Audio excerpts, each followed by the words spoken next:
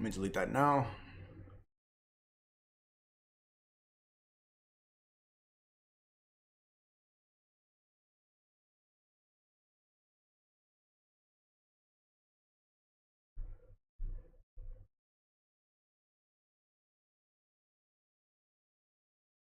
What up, chat? Whoops!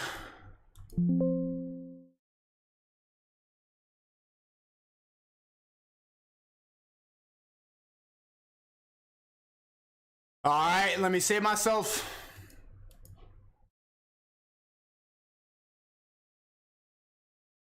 Hey, you want to hear a W of the day? No. Damn. Yeah. Tell me. For real? Yeah, tell me. I told this girl that I'll never date her, and I only want to smash, but I think she's cool. We should be friends and still smash. And now she's just sending me nudies randomly. That was a great story, bro. That's a W, right? Yo, Chad, I'm sorry about that. I don't know, like, what happened? You got nudes or some shit? It was just life working. I'm proud of you, bro. Thanks. I'm proud of you. I'm changing. Brett Cooper responded to you? You're lying right now. All right, perfect people. Okay. Chat, relax, calm it down. Let's not talk about nothing crazy. I know Brett didn't respond to me. Stop trying to troll me. Chat, I'm never fucking listening to you again about anything.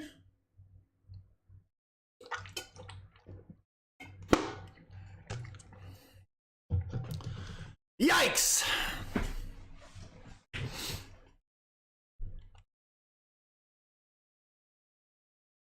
Yikes. Whoops. All right, we have 5.5K in here. How many until we can start reacting to these videos? Okay, let's just get into it. Let's just get right into it. Let's just like get into the video. What is up, YouTube? Let's get into the video. Basically.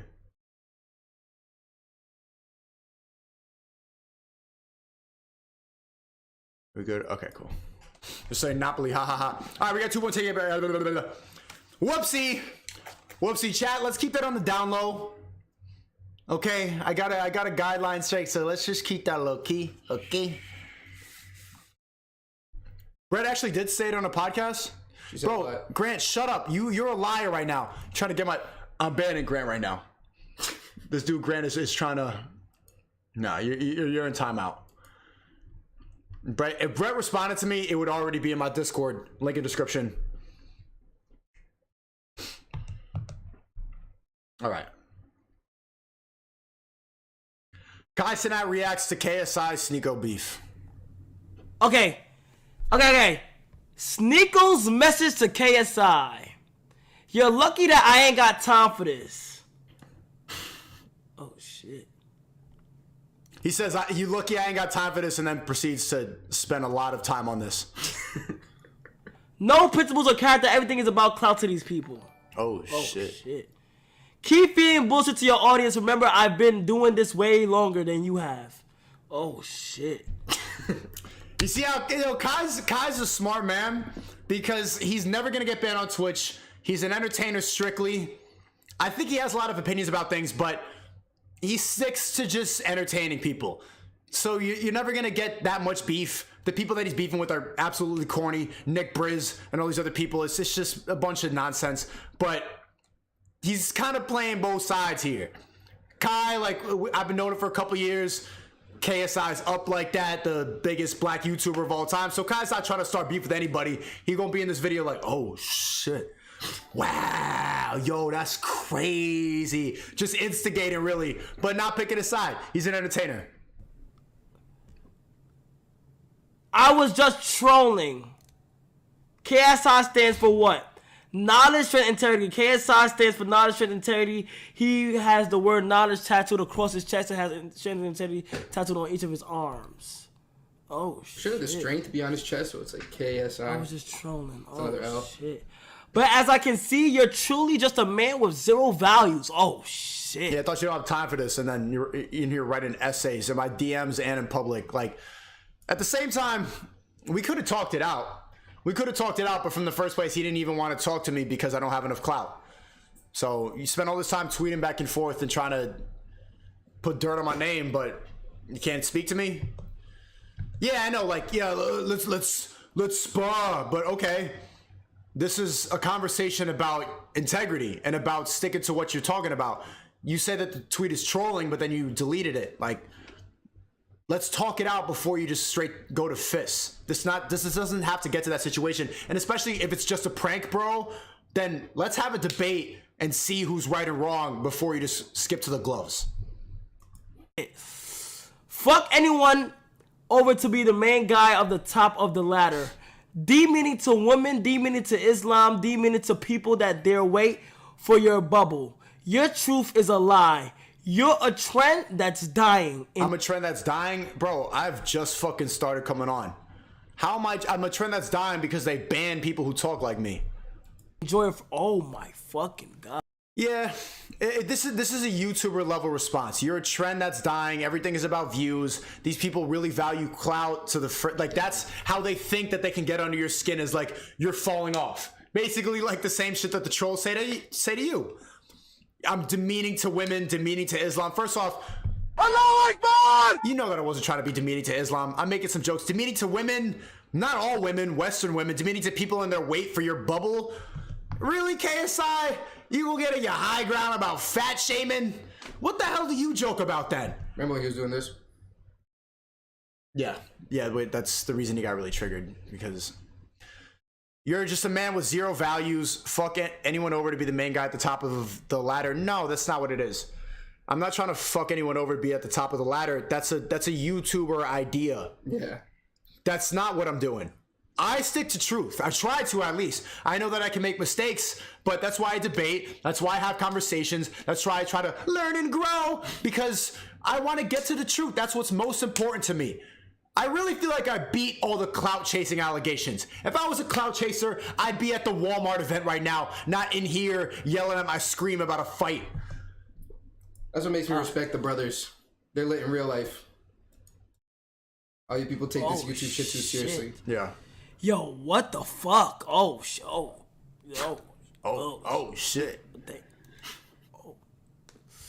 A1 reaction. What is real will prosper. Oh. Hold on.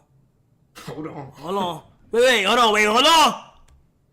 Wait, where do I go? Oh, shit. This is currently too. This is real. Oh, fuck. Shit. Oh, shit. Yo, Kyle was up streaming at 5 a.m., bro. I was about to go to sleep. I was trying to watch a movie by myself, and then I see KSI started tweeting, threatening to fight me. I'm like, is my life real? Is this real? I was sitting in college at the same time. I remember Donovan came over to my crib, and I was watching the KSI Logan Paul fight with Donovan, like, oh, this is dope. And I remember paying for the fight, like, just like wanting to be a YouTuber. And now that dude is challenging me to a fight. It's like, it's hard to be mad about that. It's like, this is kind of cool. It's kind of cool. But at the same time, it's a kind of cloudy thing to say. It's a cloudy thing to say, and also I think KSI is backtracking. I don't think he's trying to. He saw the reaction that he got. I genuinely think he tweeted, "Thank God Andrew Tate got banned," thinking that everybody was gonna be like, "Yeah, KSI, you're so smart," and everybody kind of just like, "Yo, bro, no one. You think you'll go get pussy for that?" They really think you could, like, I hate Andrew Tate, I hate Sneeko into some pussy. This shit doesn't work. Because he's in the Logan Paul, like, Maylag group, and they all think that way. So he thought he was just going to get big up by their bubble, that echo chamber that they have.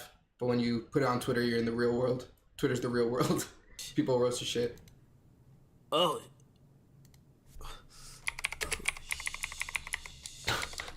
Oh, shit. Oh. Hold on. Yeah. Oh, shit. Oh. Let me stop.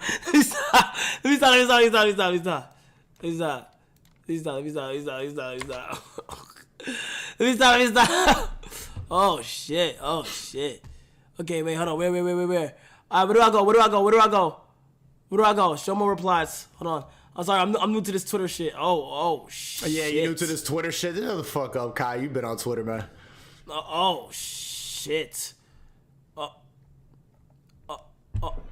Little flex with the Paul Angels hat. This is the weird part, which I didn't expect, and I understand why he did it, because I was talking about the conversation we had.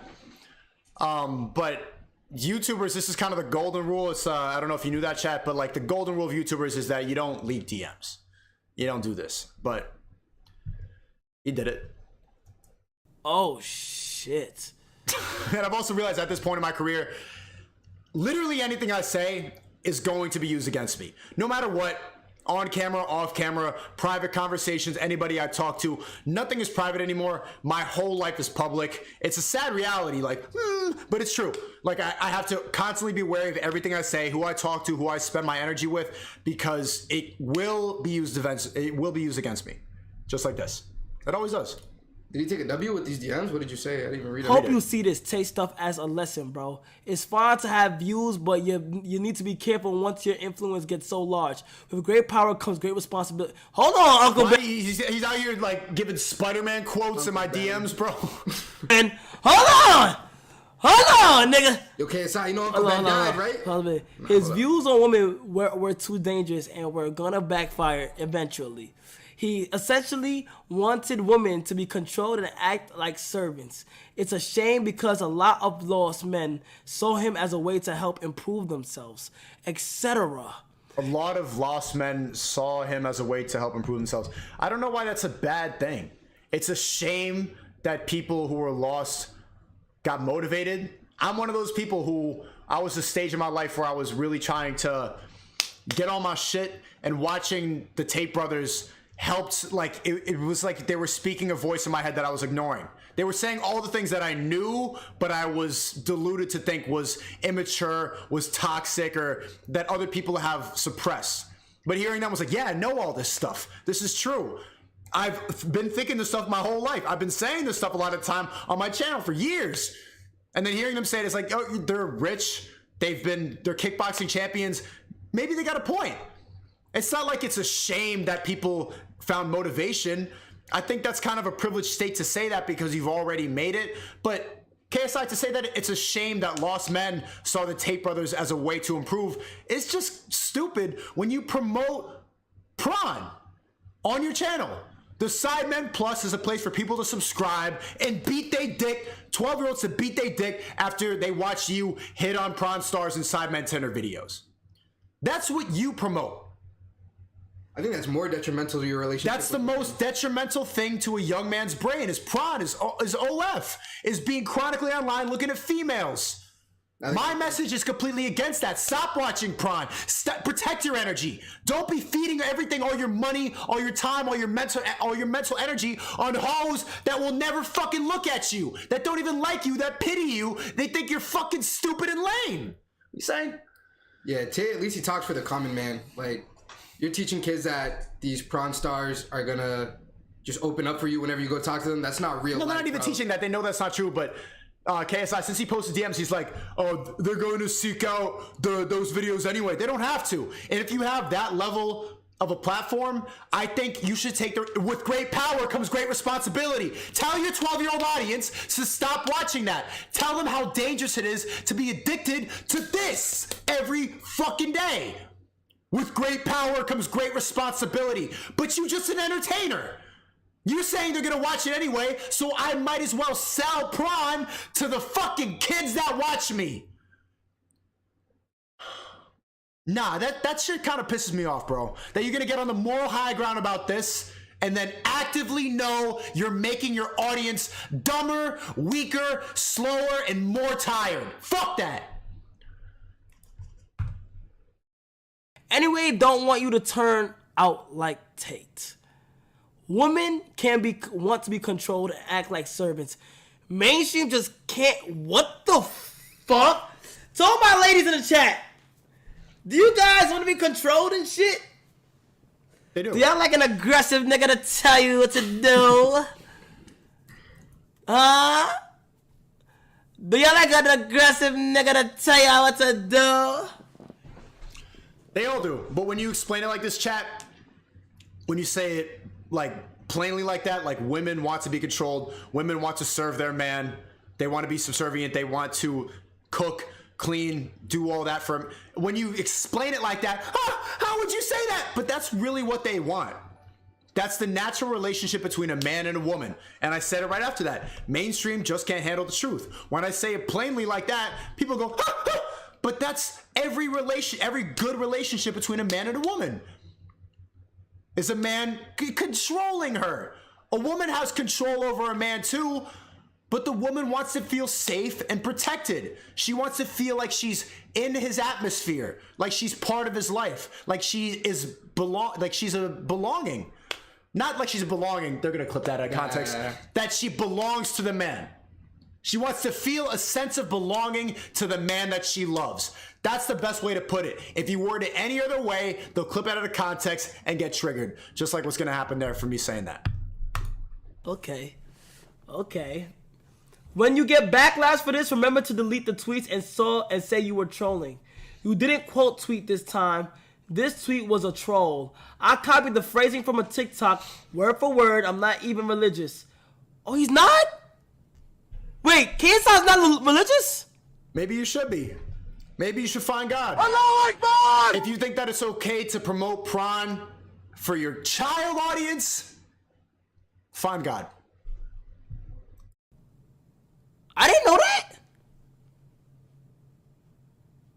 He's not? Is Kai? Wow. I think Kai's I did Christian. not know that. Oh, shit. Well, when you're godless, then you do godless things like that. That's what you think is okay to promote. Oh, I'm gonna take this shirt off, bro. Hold up. Keep watching this. I already seen it. You didn't quote retweet this time. This tweet was a troll. I copied it. Okay, oh shit. Okay, where next? Is that it? Oh shit. Is that it? Oh shit. Whose side are you siding on? Yeah, KSI's a little bit Whose side are delusional y'all from the siding amount on? of success he's had. Oh, yeah, I'm lost. He I'm really kind of feels lost. like he's the Oh, Snoop no. Dogg of YouTube, but YouTube doesn't have no Snoop Doggs, bro. YouTube, you can't claim to be an OG of YouTube. Like, you're not gonna get the same respect. At least you shouldn't. It's too based on clout and not enough merit. Like, what real artistic videos did you make? You really just have the most clout, and that's all you value. Like, at least rappers, they made some dope music. They inspired an era.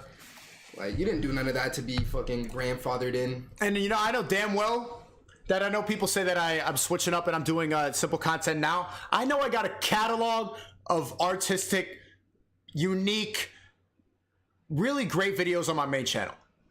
20 years old, one of the best videos that I think that I've ever made. Fake it till you make it. Everything happens for a reason. I've made some dope videos that can't compare to a lot of their catalogs, bro. It's videos that are not just YouTube content, but unique, interesting. And I recommend you check those videos out. 20 years old, fake it till you make it. Everything happens for a reason. And it's not like I'm done with that. The streaming channel is a side hustle. You want to catch me like actually talking about shit? Go to my main channel, Sneeko. It's like Kanye to the Lil Pumps. Marketability versus Nigga got artistic nigga got value. eyebrows for brains. Oh shit. That's that. That's that. Oh shit. Fuck. KSI been heavily active, chat. Yeah, active as fuck. This nigga But I been- thought you ain't got time for this. Oh shit. Wow. Okay. Okay. Saints Row is horrible. So, chat, I think personally it's a little bit whack to go straight to fighting when, I mean, he's one of the most, he's literally like basically a professional boxer at this point. I'm jacking he's a pro. Does he have, he has pro fights. Not versus any pros. Isn't he fighting a pro tonight? I thought he was fighting. I think he's fighting a pro tonight. Actually, I don't know who he's fighting. I think you should have a conversation and debate this stuff before you just jump to wanting to fight it about it. How long before you're allowed to want to fight without replying? Has to take How long to what? Has to be like Hasanabi level of not replying for you to want to throw hands. Well, it has to go like regularly insulting and regularly talking about it every single day. Nah, he would win in a fight. Chad, I'm not trying to lie about that. He would win in a fight. He's better trained. He's been doing this longer. I don't have as much fighting experience. In a boxing fight, he also weighs 30, 40 more pounds than me. He would win. But to say that you don't have time to get on my stream and talk to me but jump to a fight is a little bit corny. I think you should be able to talk this stuff out. The conversation and the beef is about integrity and it's about sticking to your word. and you're not even trying to stick to your word. You don't want to talk it out. You just want to like get in the ring, which you know you would win. You are better trained. Nobody's denying that. There's nobody in here who thinks that I would win that. There's not one person. I know I'm realistic. Like, I'm not winning that. I will win that. Yo, you ain't even seen that, bro. Fast as lightning. I'm the Flash. You wouldn't even see it coming. I hit him with the 4-piece chicken McNugget. He's out. Okay. All right. I want to watch Hamza. Hamza. I gotta stop saying Lamza. It's really forced a habit right now. Hamza, I want to squash the beef. And I want to start... Chad, do you think we should start collabing? I think we have a similar message now. I've realized the importance of having audience like this. And we have a similar message, so it doesn't really make sense to beef. Let me do 30 push-ups. I'm looking skinny, bro. 30 push-ups, chat, before we watch Hamza. And we got a lot more videos to react to, too. Hold up. Let's go. Let's go, bitch. Let's go, bitch. What the fuck? You want to win the fight or not? You're 5'2". You want to win the fight or not? You're going to get bodied by KSI if you don't do LSI. Let's go. You only drink Gatorade in this house. Fuck Prime. Yo, Jadion, I'm sorry. Fuck Prime. Yeah, bro. How many is that? That's only 2. Come on, we got 28 to go. 29. Give me one more. Yo, chat, hype him up.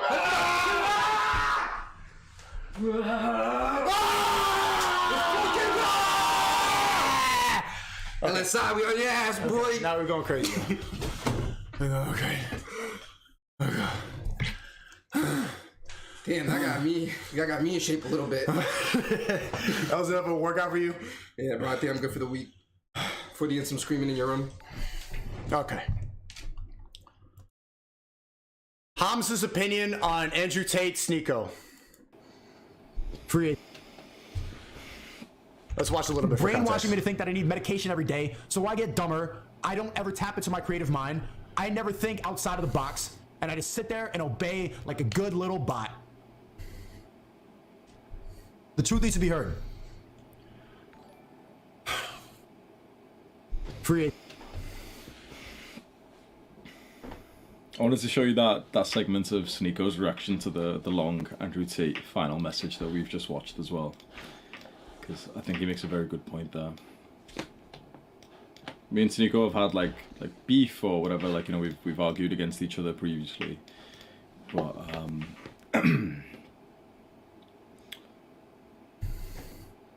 like I showed you in that, I recorded a video I think 4 or 5 days ago before this. It's on unlisted on my second channel. Maybe I'll release it anyway, but like I said on it that I can't help but respect him for the moves that he's put in. We had beef, I criticized him, I said he wasn't purposeful. He said, your channel's literally dying. And then I gained 500,000. But it's okay. It's okay. It's not about the numbers, chat. It's about the message. But he did say in a video that's still up, Sneeko, your channel's literally dying. He was jacking that you were at Jeffrey for a minute. He was jacking Jeffrey. Moves that he's put in. We had beef, I criticized him, I said he wasn't purposeful, I said he wasn't driven and stuff, I said he wasn't on self-improvements, and since then he's made major fucking moves, which I can't help but respect. Adonis! Seems like he's gotten way more on self-improvement as well. I've watched a couple of things that he's put up, some clips of you know, on his streaming channel, and he's mentioned like improving a few times now. So I think maybe he's even on self-improvement, which is nice to see as well. But I think most importantly, and I gotta give him credit for that too. I'm glad he checked me on that. I think that I was a little bit directionless in that time. I was smoking a lot of weed. I was a little bit all over the place. And even back then, I remember when I reacted to Hamza's video, I said, like, and I actually, that's a perfect example of like me not speaking fully with conviction. I'm gonna talk about what I said. Patrick CC clipped that up in his video.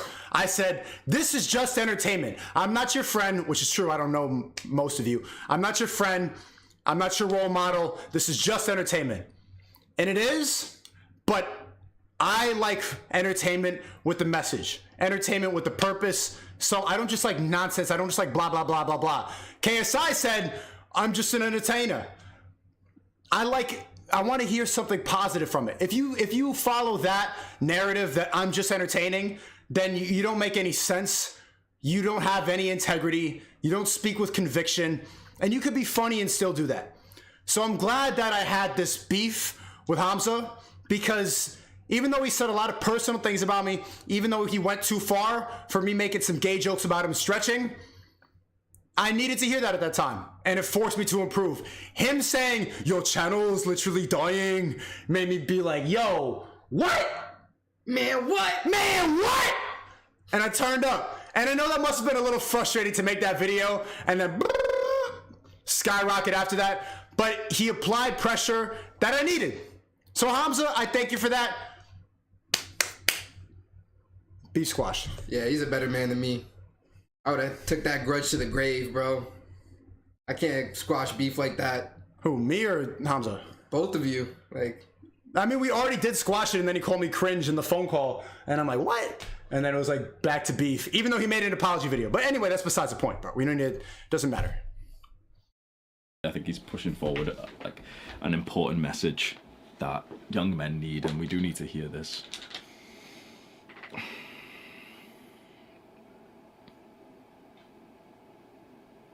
Damn, he's slow though. Like, I know you just started streaming, but it's just like, this is like Ethan Decline level of airtime. There's no movement. It's telling me to search. Let's see. I always like when they do that. Sneeko When it and shows a beef little You like that? text. Yeah. Okay. You don't fuck with it? No. with Hamza. Why? I watched like one quick video and then I've got to go. Oh mate, that's fucking. I don't want to see this shit in my ASMR comfort, ASMR girlfriend. I swear, guys, it was just for the stream. I swear. And also, I hate doing this back and forth. I know that mostly I'm a reaction channel. I hate doing the back and forth react. I want to get Hamza on a live stream. I want to have direct conversation. I encourage that with everybody. It's this like stream reaction shit is a little bit annoying. You could agree with that, chat. WRL. Sneeko, squash. Someone told me to search this. Oh, I've seen these ones. Damn, his video don't end up like Sneako's almost at 1 million views now, bro. That's how like profitable it is to hate on me. I think there's more people against you than for you. No, I think the same amount of people are fans, but they're opportunistic. And I made that same mistake too. When I got fired from Mr. Beast, I made a Mr. Beast exposed video. Just like people who watch the stream right now, they're very willing to just make a Sneako's insane video. He's losing his mind, because more people will click on that than like a positive video. Nobody wants to be called a dick rider now. I really have seen the rise. Chat, have you seen the fucking rise in dick rider? Anybody who just like says like, yo, I like his videos. What are you, like literally sucking his cock? What are you, a cocksucker? Okay, first off, like, isn't that low-key homophobic? And it's a lot of gay people saying that. It's a lot of LGBTQ, a lot of women saying that. And women who will be like, don't be homophobic, are saying, you're a dick rider. Like, don't you ride dick? In real life? You ride dick in real life. I don't like that. I think that you should be able to support people. I think we should give people their flowers and say when somebody's making dope shit. But it's more profitable to make a hate video because that's more clickable. You can have your own opinion more. It's more, and especially when you up like I am right now, everybody wants to bring you down. So if you make a hate video on me, it's gonna get way more views than the video saying like, yo, actually, I like what he's talking about.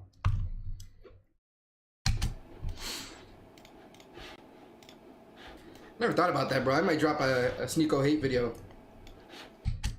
Just like record it from my room while you're in here. At 2? Would you care? Would you care? At 2?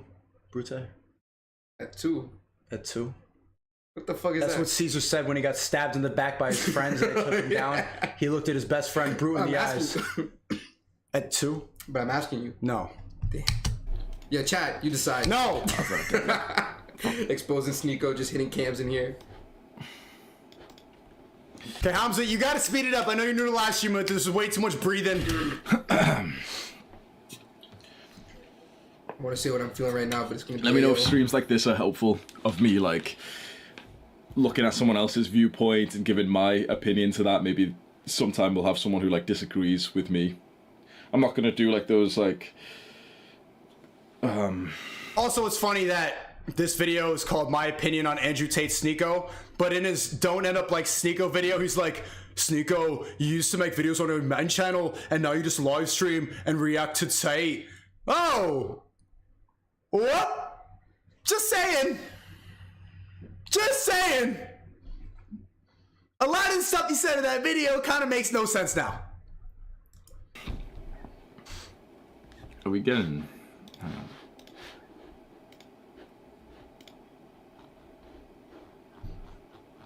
Okay. Oh man, this guy's been breathing for 3 minutes, man. Hasn't stretched once. Fraud. Yeah, I'll have the... You haven't stretched one time this stream, Yeah. huh? Patrick Pazaskowski. Yeah, I'll have the next stream I do will probably be improved as well. I'll get like the screen or like the settings that a bunch of the Okay, yeah, streamers he's have not as saying well. nothing now. As much like technology. Saying don't stream. Yeah, it's over, bro. Alright, yeah, okay. Cool. Hamza beat Squash. Okay, chat, did you see this? Mark Zuckerberg was on Joe Rogan. Mark Zuckerberg answers to Facebook's moderation of controversial content. The Joe Rogan Experience. When we take down something that Lizard. Can you spam some lizards? Every time I look into his eyes, don't you see a soulless person? That looks like a real human. That's the guy who runs everything right now, bro. And also, W. Joe Rogan for getting this dude. Has he done a podcast ever? I don't think so. This is crazy. This just came out, chat. we're not supposed to. I mean that is like, I mean that's the worst. I mean How that's do you like discern? Like how, like say like these Christian Facebook pages. I don't know how they found out that 19 of 20 were fake. Oh, chat. Okay, we'll go right back to this. Apparently, Tate's on Fox News right now. Tate's on Fox News live right now. Okay, if it's live right now, we'll watch it. We'll go right back to the lizard. Hold up. Don't lose your attention span. Tate Tucker. Is it on YouTube? Where the fuck do you watch it? On Fox. Foxnews.com. Go back to Google. It said watch Fox. Ew, bro. You gotta have cable or something. Yeah, no, okay, we can't watch that. Let's go back to the lizard. My bad. We'll watch it tomorrow. Mark Zuckerberg answers to Facebook's moderation of controversial content, that's the worst. I mean that's which is me. Now they get to decide. Basically, they're asking, like, why did Tate get banned? Oh my god, the mouse just fucked up. Ah, Zuckerberg got my computer. Where's the mouse? I saw it. It was behind the window. How do you like- discern? Like how, like say like these Christian Facebook pages. I don't know how they found out that 19 of 20 were fake. But if someone just says I am Bob Smith and they post as Bob Smith and they have a photograph but really what they're doing is trying to talk shit about Joe Biden and get people to vote Republican in the midterms. Like how do you know whether someone's real or not? Like this is the big argument with Elon and Twitter, because Elon asked Twitter like what percentage. Chat WRL, should Zuckerberg and Facebook be in charge of deciding what's controversial and delete it based on such? Of your Yeah. website is filled with bots, and they say 5%, and he says I don't believe Well, you. who I should think be it's then? higher. Nobody. And let's find out how You should you just be come to this. anarchy on the internet. Yes.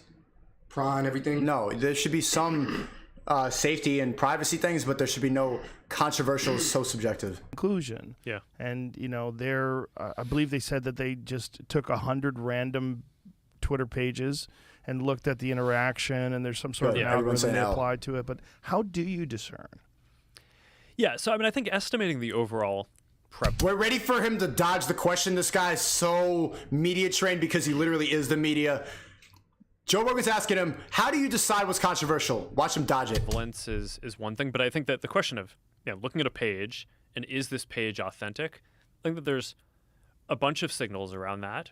One of the things that we try to do is for large pages, we try to make sure that we know who the admin of that page is. We don't necessarily, if you should be able to run an anonymous page, you don't necessarily need to out yourself and say who you are running it, but we want to make sure that we sort of have like an identity for that person on file, so that way we know, like at least behind the scenes, that that person is real. For certain political, You see how he didn't answer the question so That didn't far? make sense. You see how he just said a bunch of stuff to just kind of like, yeah, well, here's the answer to a question that has nothing to do with what you just said, and this is what we do in our policy, and I'm adding empathy to my voice. Empathy points. This will make me sound good and likable. Turn empathy up. Turn notches. empathy 3 B. I think having a sense of what country they're originating from. I mean, some of that you can do just by looking at where their server traffic comes from, like is the IP address coming from Romania, or Why from Romania? You hear that? Yeah. Why was Romania the first IP address he thought of? But I don't get why it matters. Like he's saying, if you have a big page, we need to know who it is on file. Why does that matter? In case it's somebody that should be deleted based on his criteria. Oops. Yeah, because if it's like an ad in some other country's election, then you probably want to make sure that that ad is especially in countries that have laws around that, are coming from someone who's a valid citizen, or like Yeah. at least in that place. So there's a bunch of, I think, I don't know, one theme in my worldview around this stuff, and when it gets to some of the stuff that we talked about before, is like, I don't think that this stuff is black and white, or that you're ever going to have like a perfect. So it's a gray area. Basically, he could decide whatever the fuck he wants to delete.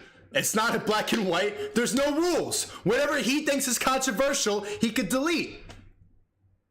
That's exactly what he said. That's kind of fucked up. Exactly what he said. It's a gray area. Perfect AI system.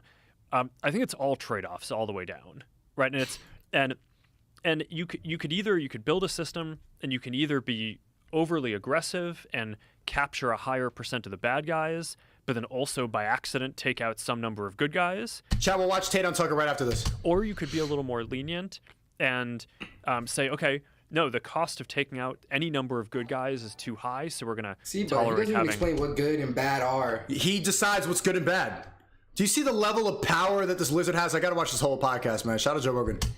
Just a little bit more, like more bad guys on the system. These are values questions, right? Around what do you value more, and those are super tricky questions. And It's a tricky question. Fucking answer it. How do you decide what you delete? Well, I don't. part of what I've struggled with around this is I didn't get into this to basically judge those things. I got into this to design technology that helps. So answer the fucking. He's not gonna answer the question. And I don't like how Joe Rogan's just not pressing him about it. He's waiting for till he fully answers. people connect, right? It's like He'll press 'em. and like, I mean, you could probably tell when we spent the first hour talking about the metaverse and the future of basically building this whole technology roadmap to basically give people this realistic sense of presence. It's like, that's what I'm here to do, right? So this whole Just like a politician, bob and weave. Answer something to make you sound likable. Turn up the empathy points. The people will like when I sound good because the bad answer. thing that's Trying like to connect arbitrary. everyone. Everybody, I will put a chip in your brain for the metaverse. What is okay and what is not. I obviously have to be involved in that because this is at some level, I run the company and I can't just abdicate that. But I also don't think that as a matter of governance, you want all of that decision making vested in one individual. So I think one of the things that our country and our government gets right is the separation of powers.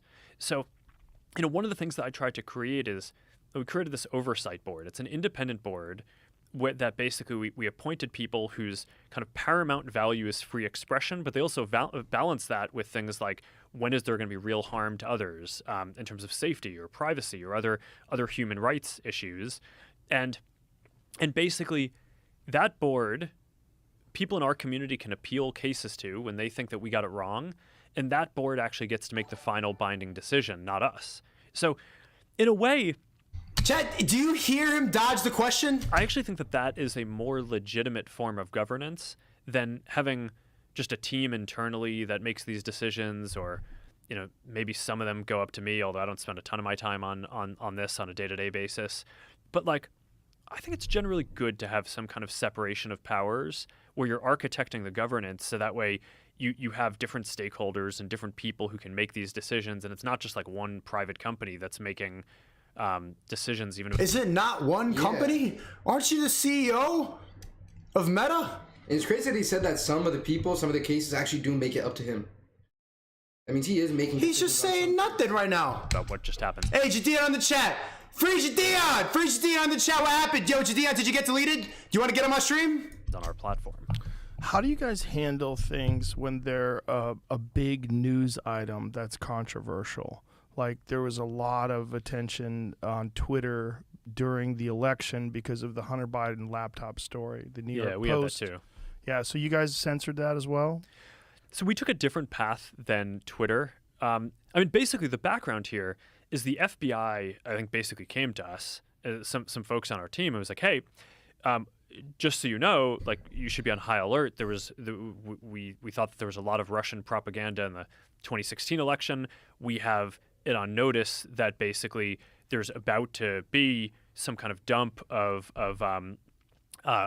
that's similar to that. So just be vigilant. So our protocol is different from Twitter's. What Twitter did is they said you can't share this at all.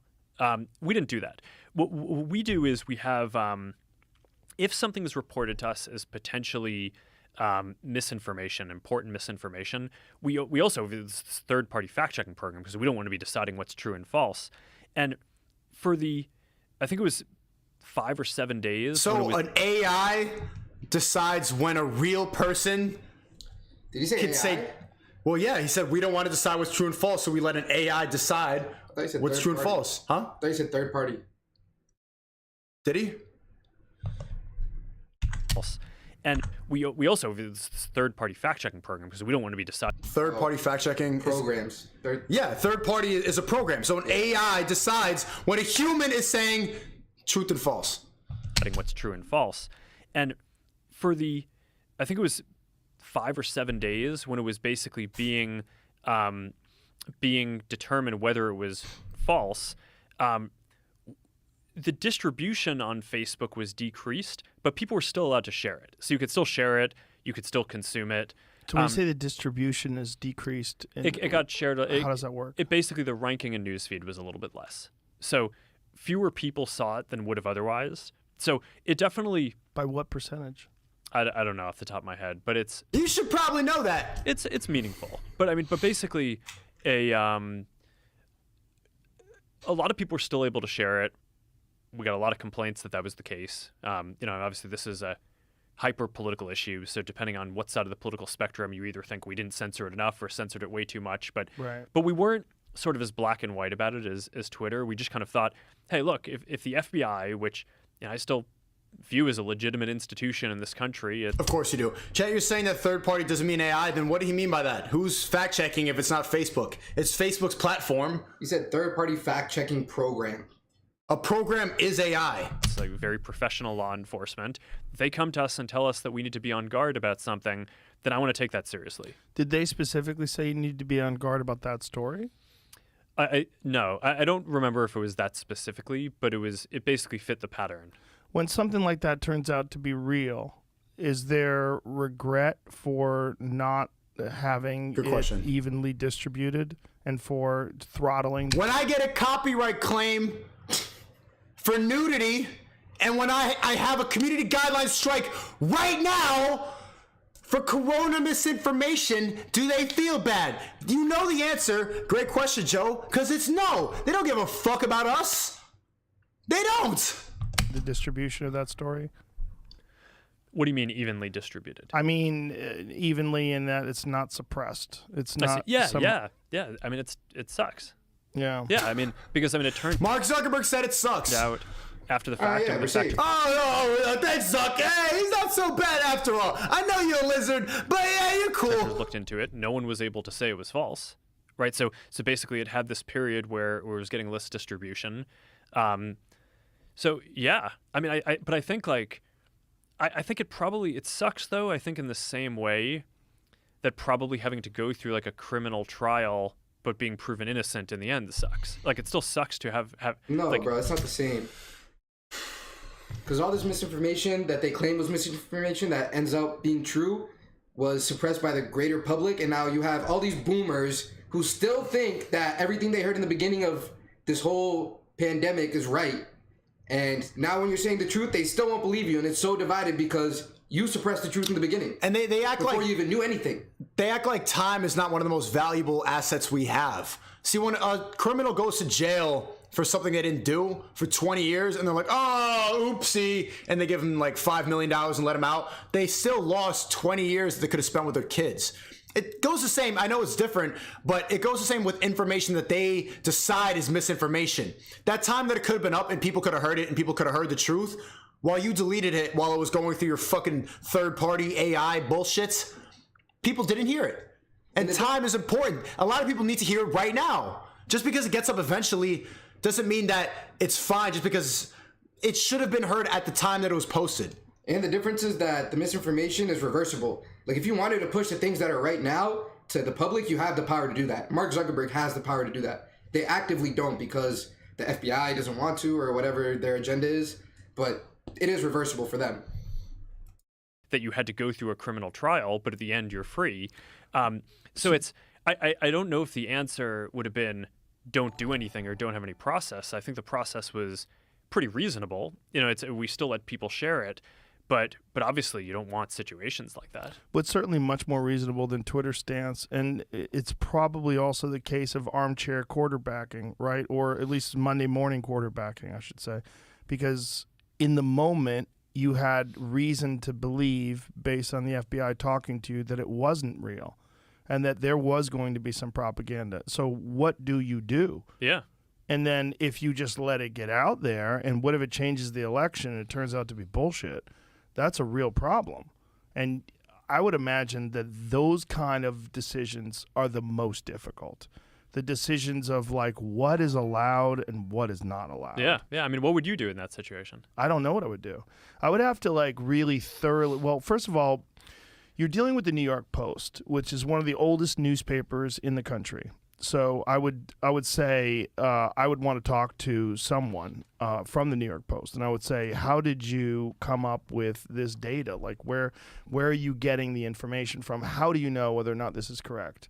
And then you have to make a decision because they might have got duped. It's hard because everybody wants to look at it after the fact. Now that we know that the laptop was real and then it was a legitimate story and there is potential corruption involved with him, what we think, oh, that should not have been restricted, that should not have been banned from sharing on Twitter. That's a good point. Right. What do you decide what journalists... The FBI decides. He said this. He's like, I think the FBI is a good institution. They're the ones who tell him to hide anything that goes against Joe Biden. When the election comes around, you're about to see it when the midterms come up, the level of censorship is about to triple because they have the most power. They said that Hunter Biden, it's Russian misinformation. No, that guy's a crackhead and he's been running wild doing whatever he wanted for decades. And they said that his laptop, like, they didn't even want to release the information on his laptop, but they knew what he was doing. It's not misinformation. It's not Russia. You knew what he was doing, but you hide it because the election was coming around and you wanted to get rid of Trump. You think any journalist... In Minecraft, I don't actually mean that they rigged it. Do you think any journalistic company has integrity to, like, prove or just state facts, like, anywhere that you would look that it's just straight facts? It's all, like, alternative sites that they call conspiracy sites. But you think Mark Zuckerberg is above that? Yeah. Duh. I think everybody agrees with that. Even Twitter agrees with that.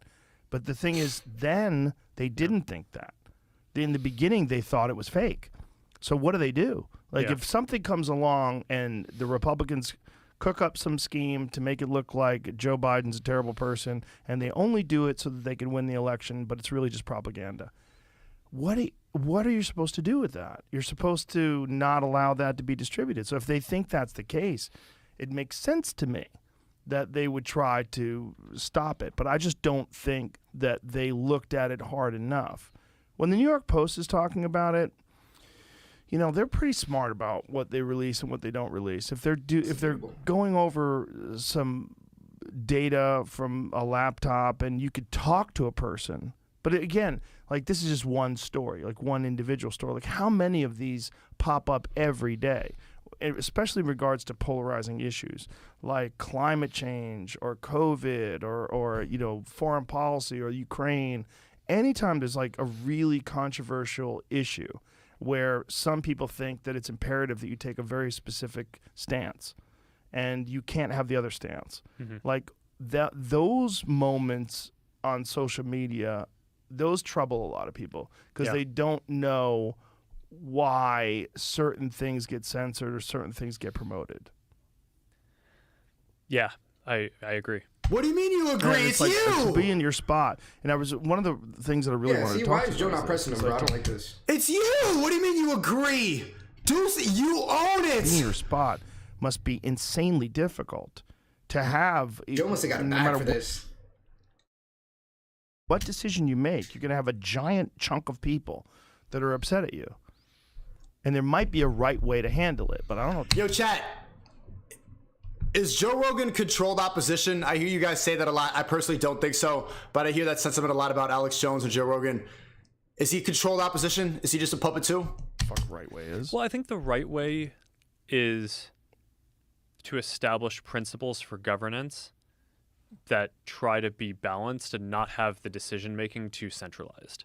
Because I think that it's hard for people to accept that like some team at Meta or that I personally am making all these decisions. And I think people should be skeptical about any so much concentration around that. So that's why a lot of the innovation that I've tried to push for in governance is around things like establishing this oversight board. So that way you have people who are luminaries around expression from all over the world, but also in the US. Folks like Michael McConnell, who's is a Stanford professor, who's like who is I forget which Republican president appointed him, but he was I think going to be considered for the Supreme Court at some point. He's a very very prominent and kind of celebrated free expression advocate, and he helped me set the thing up. And I think like setting up Freedom of speech is dead. forms of governance around. Just the fact that Tate was banned on all these platforms is a perfect example of that, bro. But Cardi B runs wild, who openly said that she drugs and robs men. She can be on every single platform. She's the queen of hip hop. Politicians talk to her. They bring her on debate panels and walk her in the White House. And she has publicly said, I drugged and robbed men. Tate has been canceled for false accusations, things that didn't happen, the fact that he hurt people's feelings. Freedom of speech is dead, and that's the perfect example of why. That are independent of us, that basically get the final say on a bunch of these decisions, and that's a step in the right direction. In the Hunter Biden case that you talked about before, I don't want our company to decide what's misinformation and what's not. So don't we work with third parties and basically. So you don't want to be responsible? all the blame on the third party. So you just blame someone else when you own it. It's you. You have the final say. Different organizations do that. Now, then you have the question of, are those organizations biased or not? And that's a very difficult question. You see how he's just not taking accountability? Yeah. Like a girl in the It's Complicated videos, just no response. You own it. But at least we're not the ones who are basically sitting here least deciding. we're not the the Ministry ones. of Truth for the world that's deciding whether everything is true or not. How, Joe Rogan, how are you saying run? So I'd say this is not a solved problem. Controversies aren't going away. I think that it is interesting that the U.S. Is actually more polarized than most other countries. So I think sitting in the U.S., it's easy to extrapolate and say, hey, it probably feels this way around the whole world. And from the social science research that I've seen, that's not actually the case. There's a bunch of countries where social media is just as prominent, but polarization is either flat or has declined slightly. So there's something kind of different happening in the U.S. But for better or worse, it does seem like the next several years do seem like they're set up to be quite polarized. So I tend to agree with you. There are going to be a bunch of different decisions like this that come up because of the scale of what we do. Almost every major world event has some angle that's like the Facebook or Instagram or WhatsApp angle about how the services are used in it. So, yeah, I think just establishing as much as possible independent governance. You just dodged it the whole time. the whole interview. Yeah, going back to what you said about how they brought Cardi B on for politicians, I think that's the lamest shit in the world, bro. Like, They bring in the White House. it's like a Fresh and Fit type beat where you just bring stupid people in to just roast them and be smarter than them. Like, that's what they're doing with Cardi B. It's just like a stunt for them to be like, look how dumb liberals are because you fuck with Cardi B and we're just smarter than her in life because she's a stripper from the Bronx and we went to debate team our whole life. Let me call Gideon now. Free Gideon, chat. You just texted me.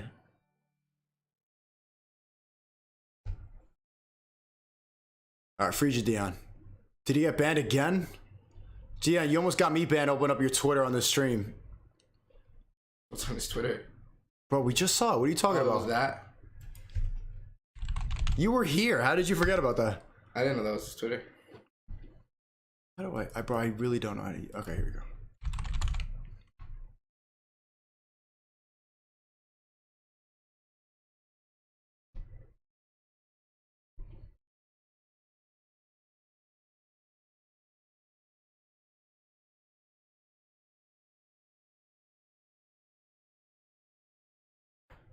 Jack, can you film me, pause. Can you keep me up to date with what happened with Gideon?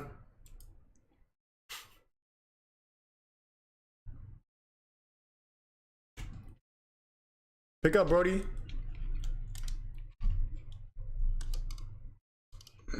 Yo, in chat, can you find the Tate versus Tucker on YouTube? This is on YouTube if you search Tate vs. Tucker. Oh, yeah. It's up, right, chat? Can we watch that right after? With Dion's taking forever. He's FaceTiming.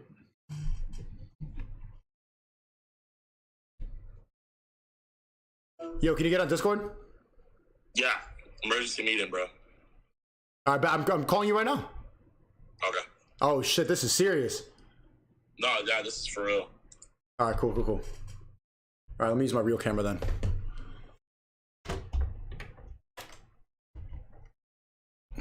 Dion's pressed right now, man. Can you hear it in his voice? Wait, Hold on 1 sec, man. Don't start talking yet. Let me connect my camera. Let me turn on my camera. This is my roommate Cass, my man Cass next to me. If you didn't see before. He was in the talent show, right? Yeah, what's up, gang? What's good, G man? Nice seeing you again. Nice to see you, bro. Emergency meeting. In a pack last time. This is different circumstances. This is serious shit. Hold up. Let me get it I don't know why started. my shit's not turning on. Give me 1 second. Bro, Sneeko, you're gonna love to hear this, man. I love when people get canceled. I want it to be like the hub of canceled people. Oh, so you don't know what happened? I went on your Twitter and I had to delete my stream because I was afraid of getting another strike. Oh wait, before, let me pop it out. Just let me get everything right. Hold on. Why is my camera not connecting? What's up, chat, man? Free Gideon in the chat, man. Wait, is there a reason you're not streaming on your channel? Bro, I had to get off, bro. I was so pissed. Hold on. I want to hear this. Why is my camera not connecting? Make sure it's turned off on OBS. You deactivated I just turned it off on Streamlabs. Yeah, hold up. Give me 1 second. Maybe if I'm gonna call you right back. Hold up. There we go. There we go, man. Okay, let me just pop it out. And all right, cool. Okay, Gideon, no homo. Can you fill me in? Resume. All right, so this is what happened. I'm streaming, right? Having a W stream.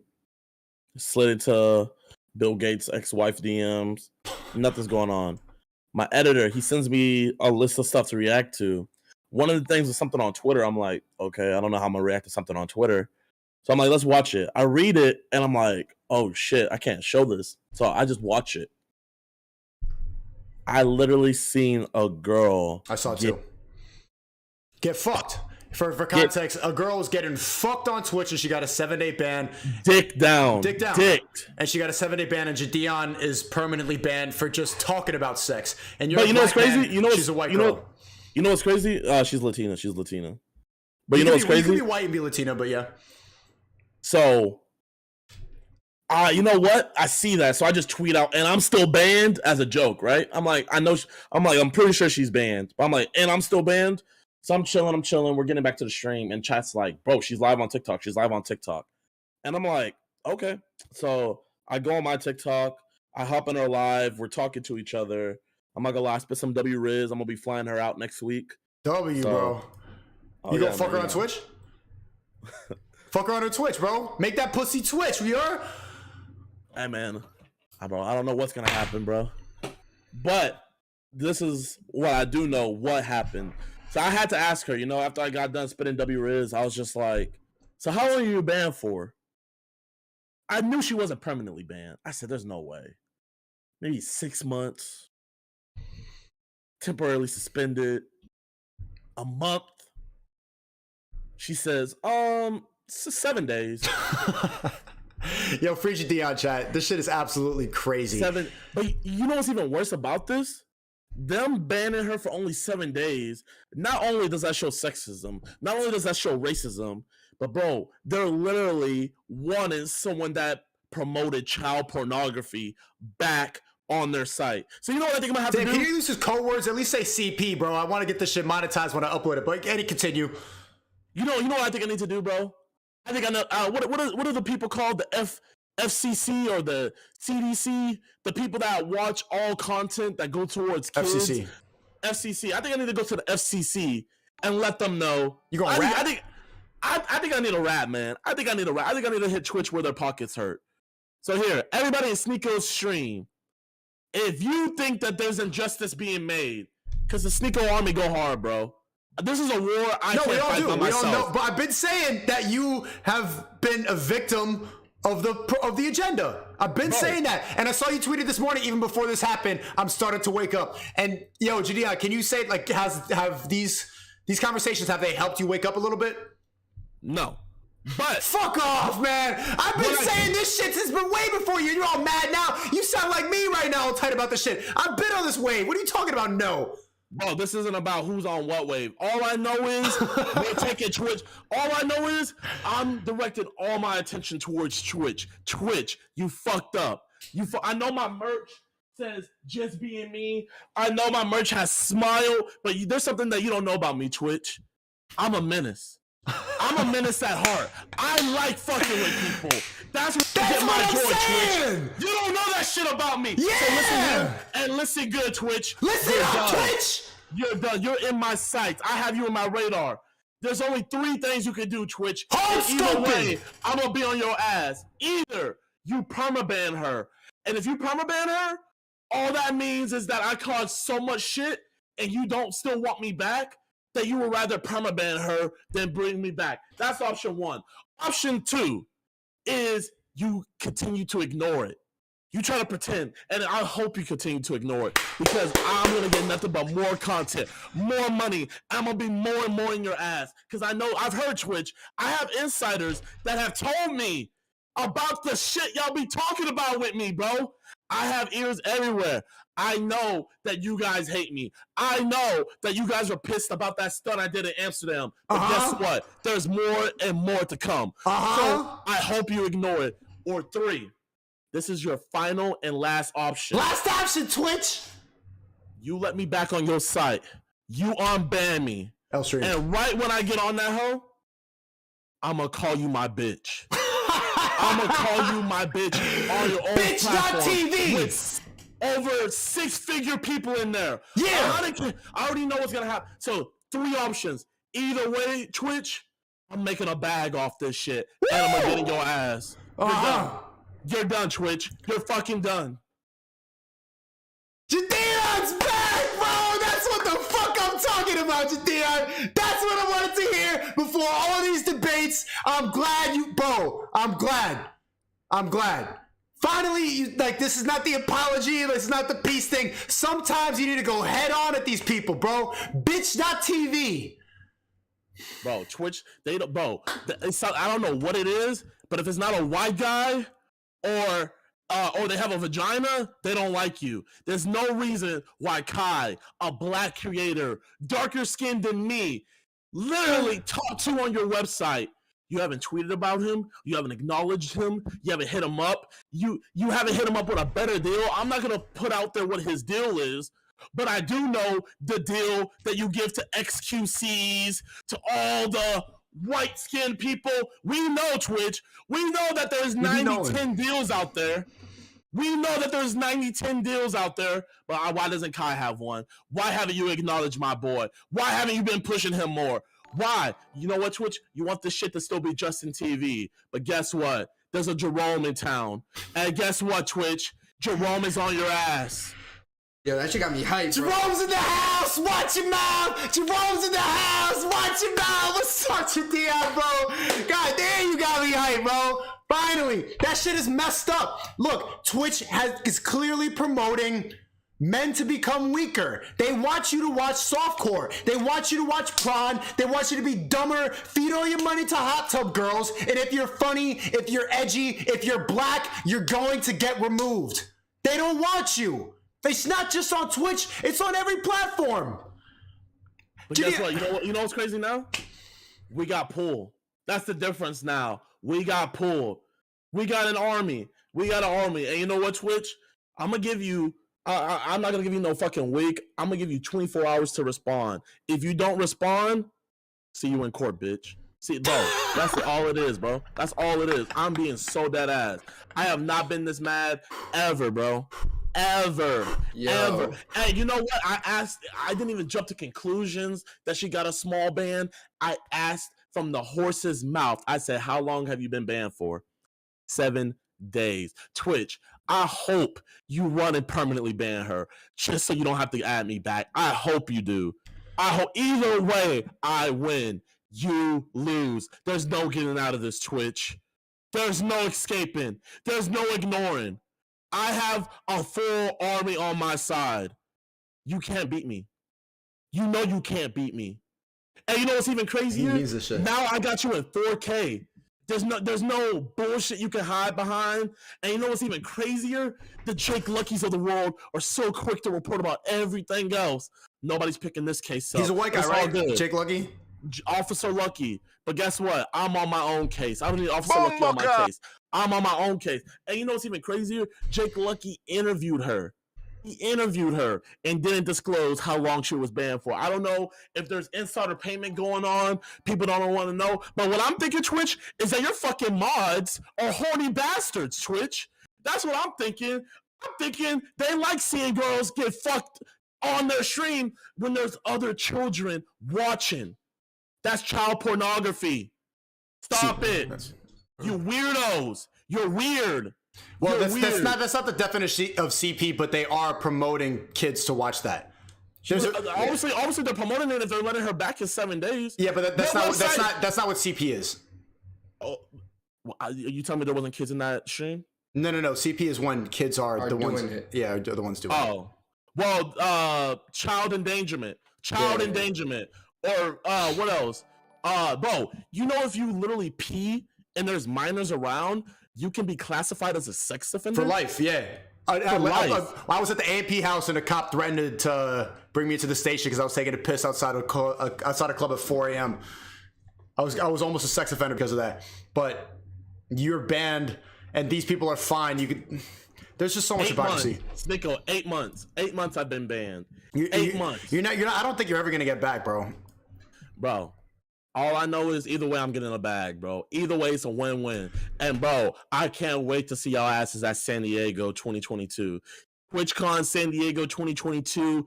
I already got my tickets. Don't ask me how, don't ask me where, but I'm gonna be there. You can fucking put my face anywhere up in that hole. You're not gonna find me. You won't find me. I'm everywhere, bro. Jadeon's not just this. We're all Jadeon, because guess what? We all got a menace inside of us, and we're fucking tired of your BS, Twitch. We're tired of your BS, Twitch. It's time to answer for your crimes. Okay, that's the end of my monologue. There's a clear agenda going on. But why did you have to stop your stream? You had to come on my stream to be red-pilled? I stopped my stream because I went on an even bigger rant on my stream. Yo, Jake Lucky just tweeted at you. What'd he say? He did? That's what some people in my chat are saying that. Officer Jake Lucky. In the girl's defense, she was throwing it back right, though. Shut the fuck up. Ain't gonna lie, that's actually pretty crazy. Twitch under some insane heat right now. Hey, okay, my bad. My bad, Officer Lucky. Officer Lucky's on the case. This is a duo. We're like Oh, the he's black on and your white side? cop. Even Jake Lucky. Bro, that's what happens when you fail at content creation. You just become an internet cop. I mean, it's good that he's actually having a case that has some meaning, but bro, like, Oh, you know Twitch has Jake Lucky's post noties on. Twitch, how are you gonna ignore this? How? What are you gonna do, Twitch? Ball's in your court. You have 24 hours. 24 hours. That's all I'm giving you. I got a fight to go to tomorrow, man. Bro, I'm not gonna be on the internet for 10 hours. Twitch, let him back on the platform, man. Twitch, look at the state of his room. He's falling apart YouTube streaming. He needs Twitch back. He needs the subs. You need the Prime. It's look, the GN's falling apart. Let him back on, man. Oh, we chilling on YouTube, bro. Actually, this was a W stream. Before I got upset, we were having for the last 3 days, we've been having amazing streams. Yeah, bro. back to back. Yeah.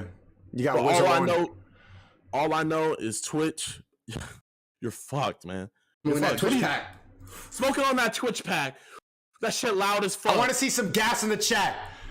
That shit loud as fuck. Oh, Yeah, you got me hyped. That inspired Can me. I ask you a question now? Can I change the topic of conversation? Can I talk about KSI with you?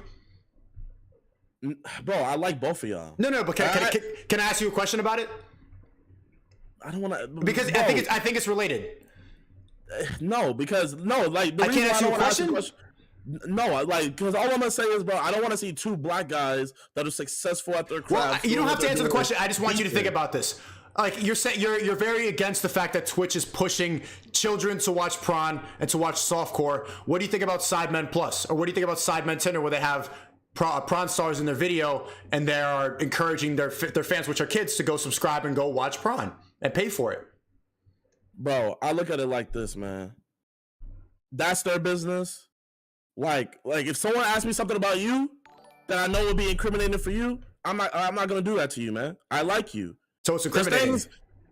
No, what I'm saying is there's things where if it puts someone in a sticky situation, I'm not gonna do that to them. It puts the kids in a sticky situation. I'm not gonna put KSI in a sticky situation, and I'm not gonna put you in a sticky situation. KSI is putting his 12-year-old audience in a sticky situation every night. But I got love for you both. I hope that you guys can come together. And so you guys do I, but he didn't. I wanted to get on a call with him. I wanted to talk it out. He said he's good on that. He doesn't want to talk. He wants to like tweet at things and say that I'm demeaning to women. He say I'm demeaning this and stuff like that. Said I'm not a meta character, but he doesn't want to talk it out. But that's something that's bigger than what I want to talk about. He challenged me to a fight, but I want to talk about the fact that he's promoting the same stuff that Twitch is promoting. Eventually, when you get to a certain level, that's what's profitable, and they can get away with that because people don't really call it out. But I think that's messed up. I think it's messed up to promote prawn and OnlyFans to kids in general. I hope that one day when JJ is ready, you guys can have that talk and you guys can squash whatever disagreement you guys have. So you have no opinion about that? Because you have love for him. And yeah, I do. I was one of his biggest fans back in the day, bro. And obviously he has respect for you because he followed you. So there's love mutual ways, but things got in the way of that. And I pray that you guys can get past that. But you have no opinion on promoting. Okay, how about this? Would you ever promote Jadeon Plus, where you have prawn stars in your video and then you can see the uncensored version on a secret website, encouraging like kids to go watch prawn? I mean, I said on my last video, 500,000 likes, I'm releasing a sex tape, and I got 500,000 likes, so I got to release something. Is that very godly? Bro, I mean, something's going to be released, so you just got to wait to see what it is. But all I'm going to say is, I wish you and KSI nothing but the best. Wait, so are you dead ass though? Are you going to release a sex tape? Bro, all I'm saying is something's gonna be released very, very soon. I'm a man of my word. I think we got 700,000 likes now. Nah, bro, please don't do that. Please don't do that. I mean, don't watch. Would you react to it? No, I'm not clicking on that. Well, my chat's probably gonna say, I could hear in his voice like Jadeon's trolling. It's gonna be some reveals, not actually gonna do a sex tape. But I'm asking you seriously though, like, would you ever do that? Do you think that's okay for your channel? For my channel? I don't think a lot of things are okay for my channel. Like, I don't even want to do gambling on my channel. Yeah, I think that can go hand in hand. I would never do a gambling deal either. I like Aiden Ross, but I think that it's kind of sick. So that's what Twitch promotes. They ban you, but they promote porn and gambling. They want you to rot your brain. They want to take your energy, make you weaker, be dumb all day. So if you think gambling is bad, then why don't you think promoting OnlyFans and porn is bad? I don't think porn is good. I think porn is bad as well. Okay, so you But wouldn't like promote I was saying, So you wouldn't promote that's porn. that's their business. That's But not my business. you would not promote porn, just like you wouldn't promote Me gambling. personally, I wouldn't. Well, Okay. like I said, something's gonna be released soon. So Yeah, but you you're gotta wait and trolling right see. now. But you wouldn't release porn. You wouldn't promote it Maybe either. I'm not trolling. Maybe I'm not trolling. You are. Come on, man. Are you gonna fight him, or are you gonna talk it out with him? I'm trying to talk it out with him. I mean, he would win in a fight. Let's be honest. I think you guys could talk it out, bro. I think He didn't want to. I asked if you. he wanted to. I said he wanted to talk it out. Like, and I wasn't even going to do it on the stream. I just wanted to talk it out with him because, like, he said he didn't have time to talk, and then he's been like spamming, tweeting me. He's been in my DMs writing fucking essays, like not walls of text, bro. But so if All you I'm don't gonna have say time, is future reference. Do your best not to expose DMs. yeah, That's I didn't mean, weird. bro. My editor did that. I deleted the video right away. People didn't even see it. It had 5,000 views. You were one of them. But then you know what happened afterwards? KSI posted the DMs on Twitter. Like I said, bro, I think your guys' relationship can be amended. Bro, how are you criticizing me, like saying like don't post DMs, but when it comes to KSI, you're like all love, all love. I didn't criticize you. I said going into the future. Okay, so why aren't you saying KSI going in the future? It's not okay to screenshot DMs and post it on Twitter. I don't think he should post DMs either. I Okay. don't think anybody should post DMs. All right. Bro, but I got love for both of you, bro. You're trying to know, make it okay, like all right. I'm not gonna pick sides. I'm not a.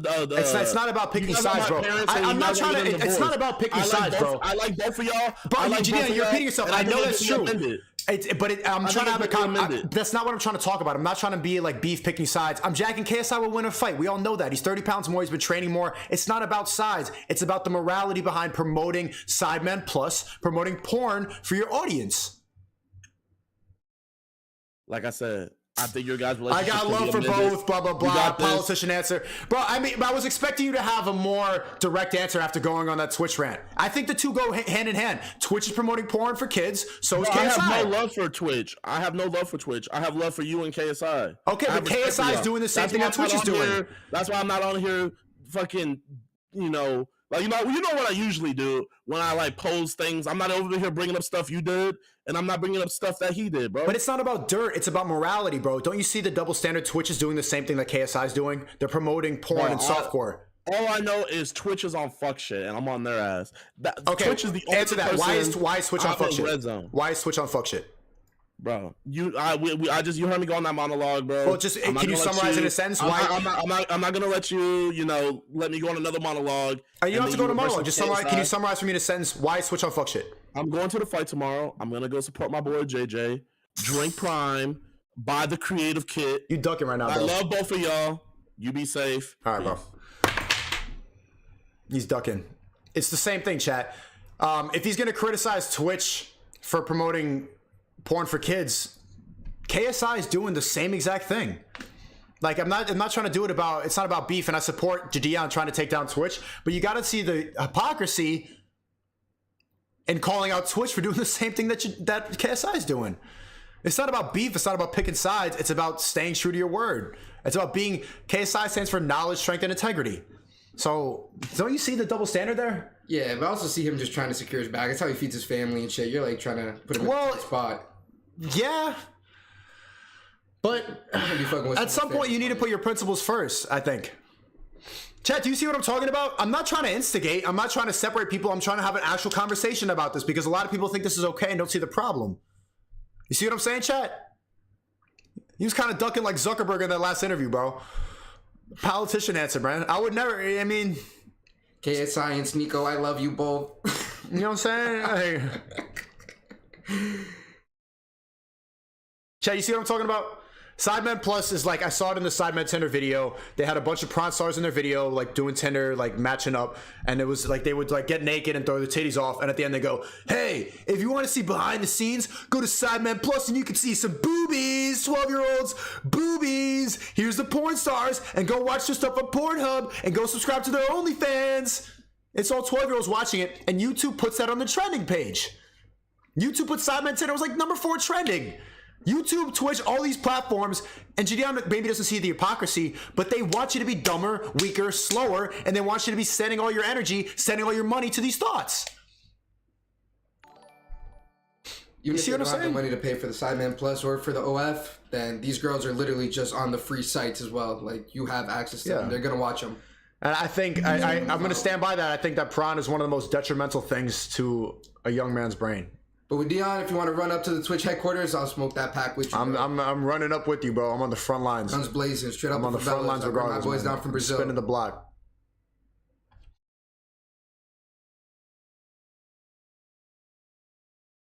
I love just taking on these beefs, bro. I don't know why. Like, who we smoking on next, bro? You heated, man. Hold up. Where is it? Nah, but real talk, 7 days was fair because she was doing it right. Chill out, bro. You don't think so? No. What's the number though?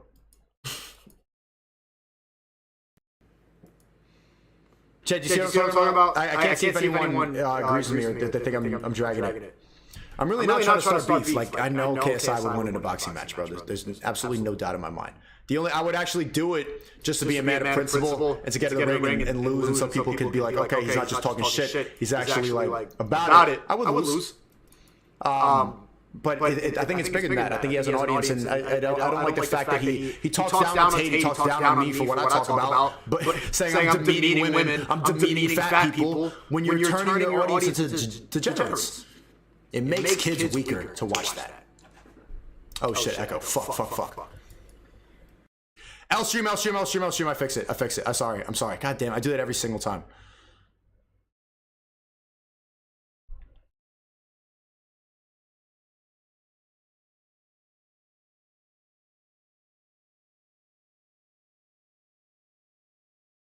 Yeah, it's kind of subjective, but I think if you were in his position, you wouldn't want to talk about it either.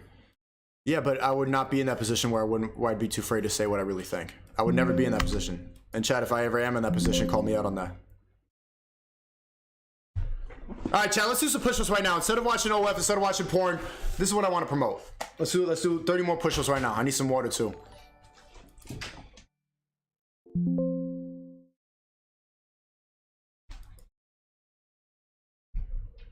Hold on, I don't know why this shit's not working. Ooh. Just ripped like 5. Shut up. Camera was off. Damn. Was that like 30? Shut up. Damn. Nah, bro, the double standards is crazy and the ducking the question ain't it. We live in a harsh world. Say what's real on God. Chad, I want you to call me out on that. That's my motto. Seek truth through funny. And clip this up if I ever switch up, just like I clipped up L3 when he switched up on his motto. I will try to seek truth through funny always. I want to talk about everything and anything. You know, there's no specific evidence that prawn has an effect on your brain. Okay, well, sure. But I know it. What do you think? Like, I think everybody, like, what do you think about this take, chat?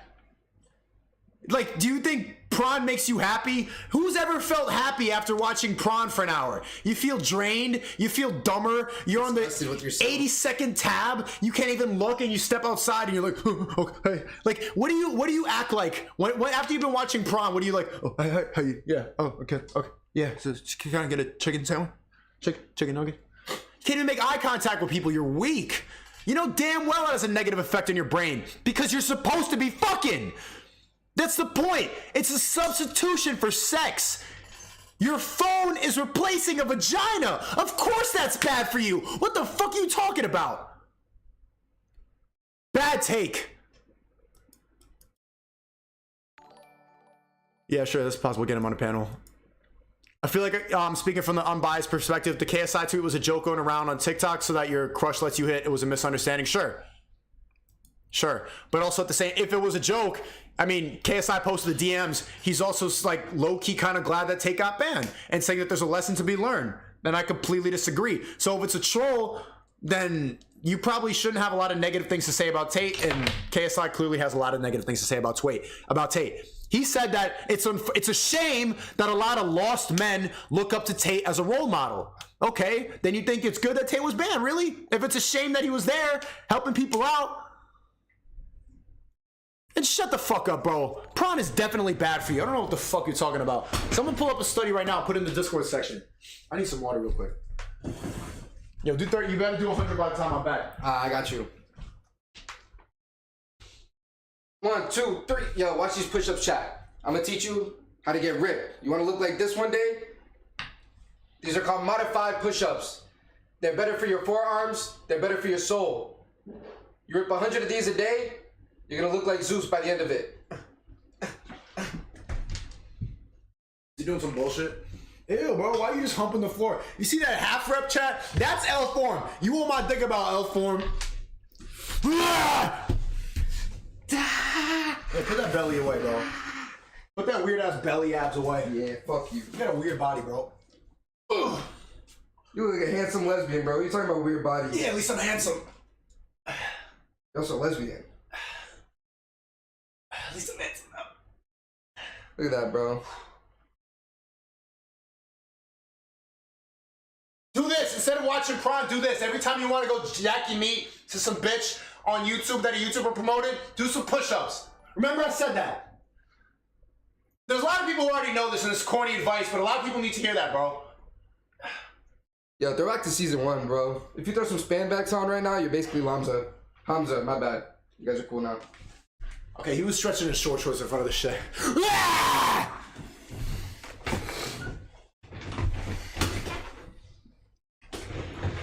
Yeah, out of context, this part of the stream might look a little bit weird, huh?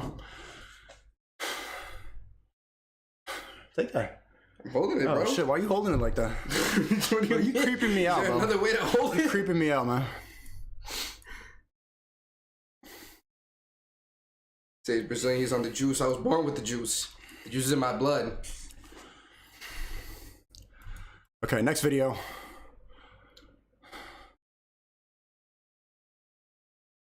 Actually, let's watch this one. It goes on, well. This is Moon. Tinder is worse than you thought.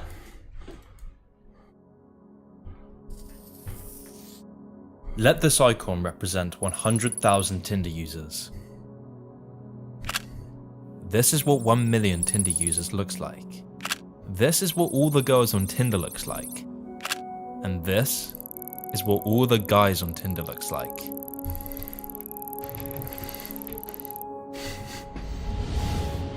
That's why, how many of you have paid for the Tinder Premium? And then, there's you. How did they do it, you ask yourself? Seeing all those couples, all those Instagram pics, all those love stories, it baffles you. It makes you angry. They got lucky, it's a rigged game. They were born with good genetics. They're not happy. I don't want a relationship anyway. I just don't have the time. I'm an introvert. I'm unlucky. Love? Hi. Getting married? That all seems like a distant dream. So as a last resort, you download Tinder because it's better this than nothing. You tell yourself, maybe this will be fun. Maybe you'll finally feel something. Maybe you'll find the one.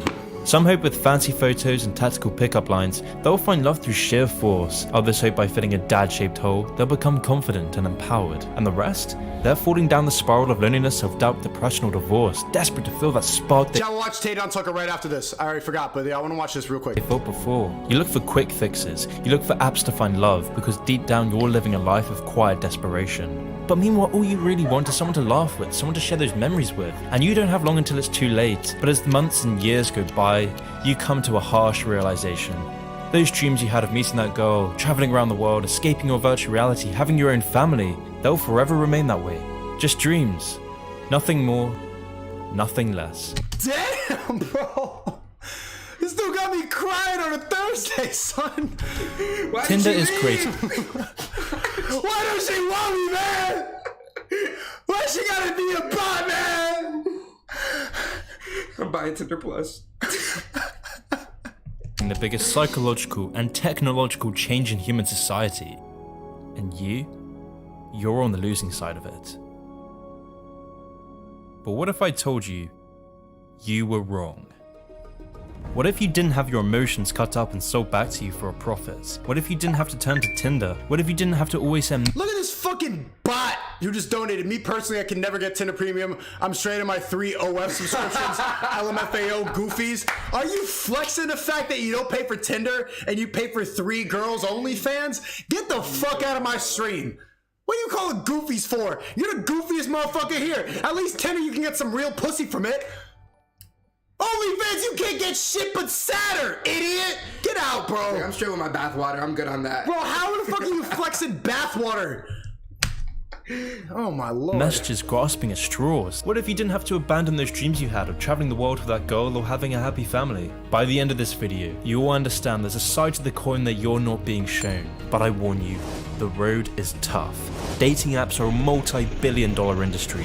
They are profiting from your loneliness and doing everything they can to keep it that way.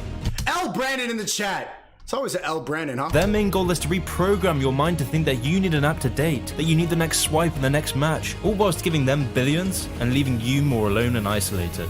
The road out of the online dating world is becoming harder by the day, but at the end of this road lies relationships beyond what you thought you could attain. At the end of that road lies the ingredients for a healthier, happier, and more socially connected life.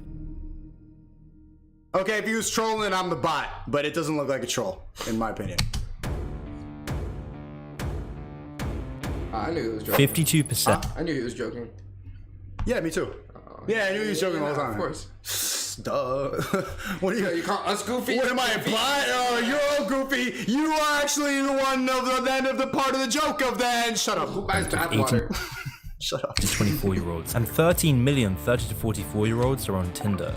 At the same time, the number of single adults in the US and many other nations is unprecedented, with reports estimating that 1 in 4 people will be single for their entire life.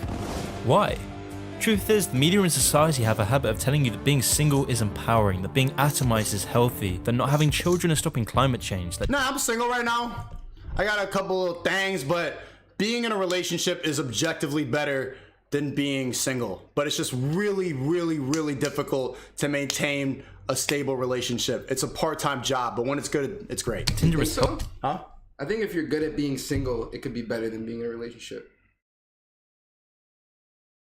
Yeah, for now, we're in our 20s, but yeah, but overall, long term, it's better to be working towards a relationship that you hold for the rest of your life than being single. I don't know. I'm working towards a kid. That's it. So you need a relationship. 8%. No, you don't, bro. What? Okay, that's just bullshit, Chad. You should have a good relationship to have a kid.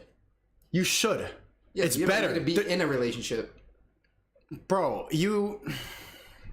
There's so much evidence that having a nuclear family, having a male and a female, a mom and a dad raising a kid is the best advantage a kid could have. There's so much evidence showing that. Co-parenting is a bunch of bullshit. That's some modern Gen Z bullshit. You shouldn't do that. It's better to have a nuclear family, objectively. Nah, I'm built different. I could raise that kid on my own. It's gonna be better. And he's trying to be funny right now, but objectively, no. Have a nuclear family. For real. helping you, that Tinder is changing dating for the better, and that Tinder is empowering. The question is, have you bought into these ideas? In the longest study on what makes a good life, they found loneliness is the biggest indicator of a shortened lifespan.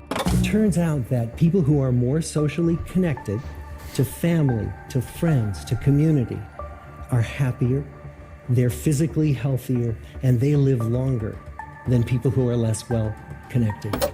All religions since the dawn of man have known this. Taoism, Hinduism, Buddhism, Judaism, Islam, Christianity, paganism. But instead, our society will tell you that long-term relationships and meaningful lives can be found on apps like Tinder. Society tells you being alone is a virtue, to abandon monogamous relationships for the toxic hellscape of online dating. And that's when you might take the bait and trust these new ideas in your head. Maybe you should get Tinder, maybe it's worth it. Everyone else is doing it, maybe that's the only way. And that is when you become blind to the traps that lie in wait. Yeah, don't download Tinder, chat. Meet girls in real life. Put a smile on your face. Learn how to smile when you feel uncomfortable and you don't know someone. Make people feel comfortable with you before you feel comfortable with them. Yeah, blue shirt advice right there. Here we go. Nah, but it's objectively better, I think, to meet a girl in real life than to meet a girl through an algorithm. There are 3 traps on Tinder, and if you download Tinder, you will inevitably fall into one or more of these traps. The first trap, the self-help route. Now, I'm not talking about authentic self-help. I'm not talking about the people like Jordan Peterson, Joe Rogan, David Goggins or whatever. I'm talking about the world of dating gurus, dating forums and all the other quick fixes. On my new prey. So you do your research, you watch all the dating gurus and fall down the rabbit hole of self-help. And after every self-help post that you read, after every self-help video that you watch, there is a shot of dopamine Adonis rushing through your brain. You go on and on using these texting games on Tinder girls. You race to get more of that dopamine rush every single time. The online dating world can put you under a massive illusion. The illusion of progress. After watching that video, you feel accomplished. After getting that match, you feel accomplished. You feel like you're moving closer to your romantic dreams. You're motivated by the matches, you watch the next video, read the next post. But it's only when you take a moment to pause and reflect, when you realize you're just addicted to the feeling of progress. And this is why Tinder is a facade for the real. He's making me think that when I was in relationships and I constantly thought about cheating, or also my dad didn't leave. When I constantly thought about cheating in relationships, maybe I was just being manipulated by social media. Maybe I was constantly seeing more and more and thinking like that I can't settle, and thinking the what if, and that maybe I should keep chasing. Red Pill, we always talk online a lot about how men are naturally polygamous and stuff like that. I think we are, but at the same time, Tinder, Instagram, and always seeing more that dopamine, quick dopamine satisfaction you get from like a quick nut or some approval, some validation. Maybe that's not hardwired in men. Maybe that's trained in us from being on our phones chronically. And I think now he's making me realize that a lot of times when I was like constantly like thinking, bro, I just have to cheat. Maybe I was just like addicted to my phone. You think that could be true? Yeah, because when people were saying that humans were polygamous, they didn't have access to as many people as we did. They didn't have a phone to look at and see 1,000 girls, but they're like, yeah, I could definitely cheat with you. I think your phone definitely plays a big part in it. I think it just helps with the temptation, but I think the underlying core value is you don't want to settle with one girl for 40 years. Yeah, but the phone is literally constant temptation every 5 seconds. It's like any extreme isn't good. Adventure of life, in which you learn who you truly are by grabbing yourself by the balls and facing real-world rejection. You become overprotective from the negative stimuli that is a part of finding deep relationships. Instead, you're just turning to the dating gurus for tricks on discombobulating girls to get laid, always at arm's length from real rejection. And so as you follow this path, you push yourself further and further away from your original goal. Because how can you find a meaningful relationship when half the process is taken away? But as this process continues, the dopamine rush from self-help and Tinder slowly fades. Tinder dries up your matches by design, the rejections pile up. You may start to conclude that you just can't do it anymore, that finding a partner is a waste of time and energy. You put so much work into getting this right and yet you have nothing to show for it. Maybe they were right. Maybe love is an illusion. Maybe you're ugly. Maybe you're just better off on your own way.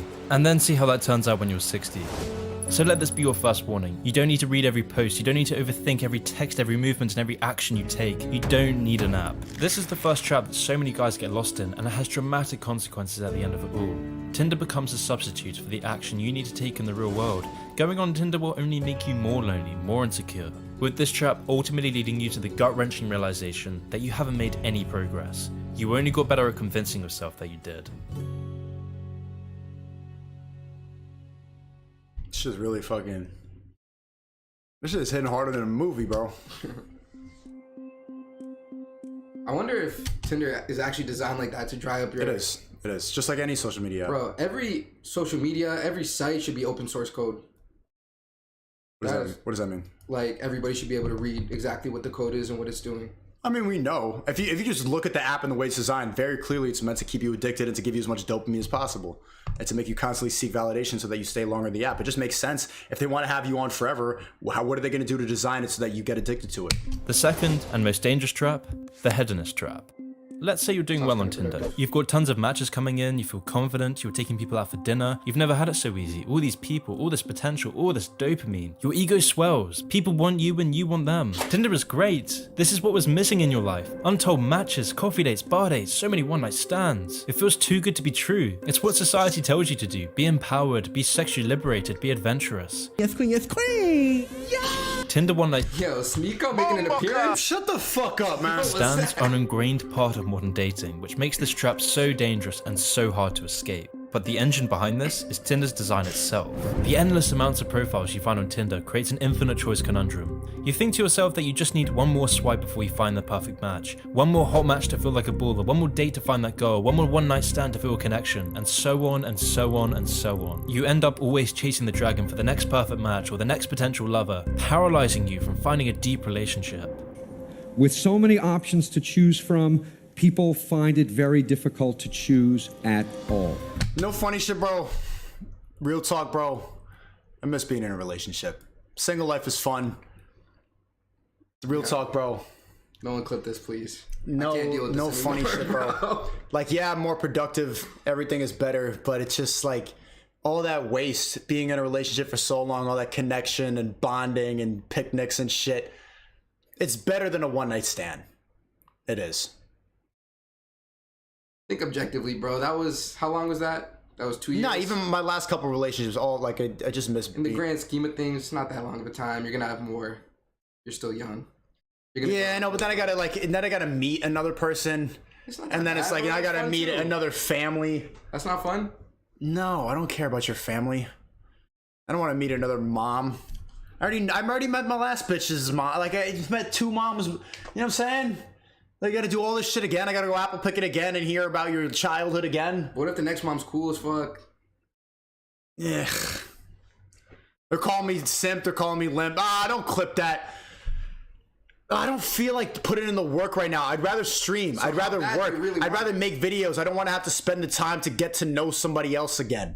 So you don't even want a girl, bro. You just want the relationship, like with, I don't know. You just want the comfort that she gave you at that time. You don't even want a girlfriend. You just miss the comfort. That's what having a girlfriend is. Yeah, that sounds very like sociopathic. Like I don't care about a family. I don't care about a child. I don't care about anything, bro. I just miss her being there. Brett Cooper. I need you. Oh, word. Brett. You mine. And the business of online dating knows this. In fact, they rely on this to keep you hooked. Oh, and they're very aware of how addicting infinite choice can be. One of the schedules which is very effective with rats or pigeons is what we call the variable ratio schedule, and that is at the heart of all gambling devices and has the same effect. A pigeon can become a pathological gambler just as a person can. And even if you're one of the lucky ones who does sustain a long-term relationship from Tinder, your chances of breaking up are almost 30% higher than those you met outside of Tinder. When there are lots of alternatives to consider, it is easy to imagine the attractive features of alternatives that you reject that make you less satisfied with the alternative that you've chosen. One of my favorite authors, Dostoevsky, wrote that if you had nothing to do but eat cakes and busy yourself with the continuation of the species, you would eventually want to smash all these bubbles of bliss for something unique to happen. Easy pleasure makes life miserable, because what makes you happy right now? That's what I'm saying. Going to the club and like the hookups and like meeting a new bitch and doing the rotation and DMing another bitch and flying a bitch out. It's just simple satisfactions. Like you're not building anything meaningful. It's like it's not that much better than beating your meat. It's not that much better. It's debatable. It's better, but it's really ultimately this. It's better, but it's still simple satisfaction. You're not building anything with it. And I hate when girls try to build something after they gave you the simple satisfaction. That shit is so backwards. Like the last shorty that I just had meaningless sex with at the club. After that, she's texting me like, I love you. Like, I'm telling all her friends that I have a boyfriend. Like, trying to make jokes about us dating. Like, you can't do that after you already let me hit the first night when we were drunk. I don't want to do that with you anymore. And they think, like, you're still going to wife him after that. And I had to hit her with the straight facts. Like, yo, I'm not going to wife you. I hope you know that. Like, we're not going to date. Like, you can come through here. We can spend the weekend. I'll smash. And then you can go home. And I still won't text you all the time and won't reply to you. And you can, like, triple text me. Bro, you just sell a fuckboy, man. No, it's not it, bro. You just have to make me work for it. Okay, that makes no sense, bro. Like, I like fucking a bitch and then finding out if I actually like her. Bro, he's just constantly... Yeah, you're a fuckboy because you constantly want to chase. Shit. Really? Yeah. You are literally saying you just want to chase. No, bro. I want to have to get to know you before I, like, see that you're a thought. But you also want to fuck. Yeah, but at the right time. You sound like a female. Bro, I don't understand what you're talking about. Won't make you happy in the next hour. So here's your next warning. The online dating industry is a huge business, and it relies on you not being content for you to continue consuming its services. Be careful. Question how Tinder is making you feel over the long term. Question the real value of all these matches or one-night stands you have. Ask yourself, what did I gain from any of this?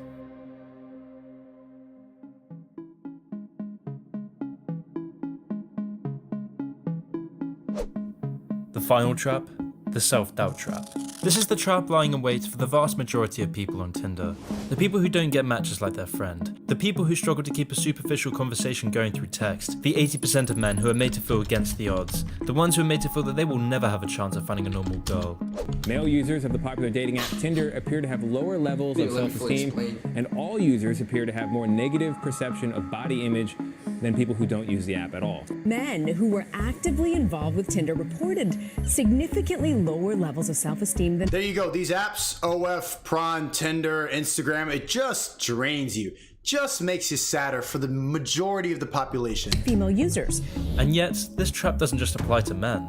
Far from it. This trap may even be worse for all the women who can't find a guy that wants more than a pump and dump. The women who are made to feel that to find a partner, they have to be promiscuous. They have to have a one-night stand on a first date for them to retain any of their value. They have to pause.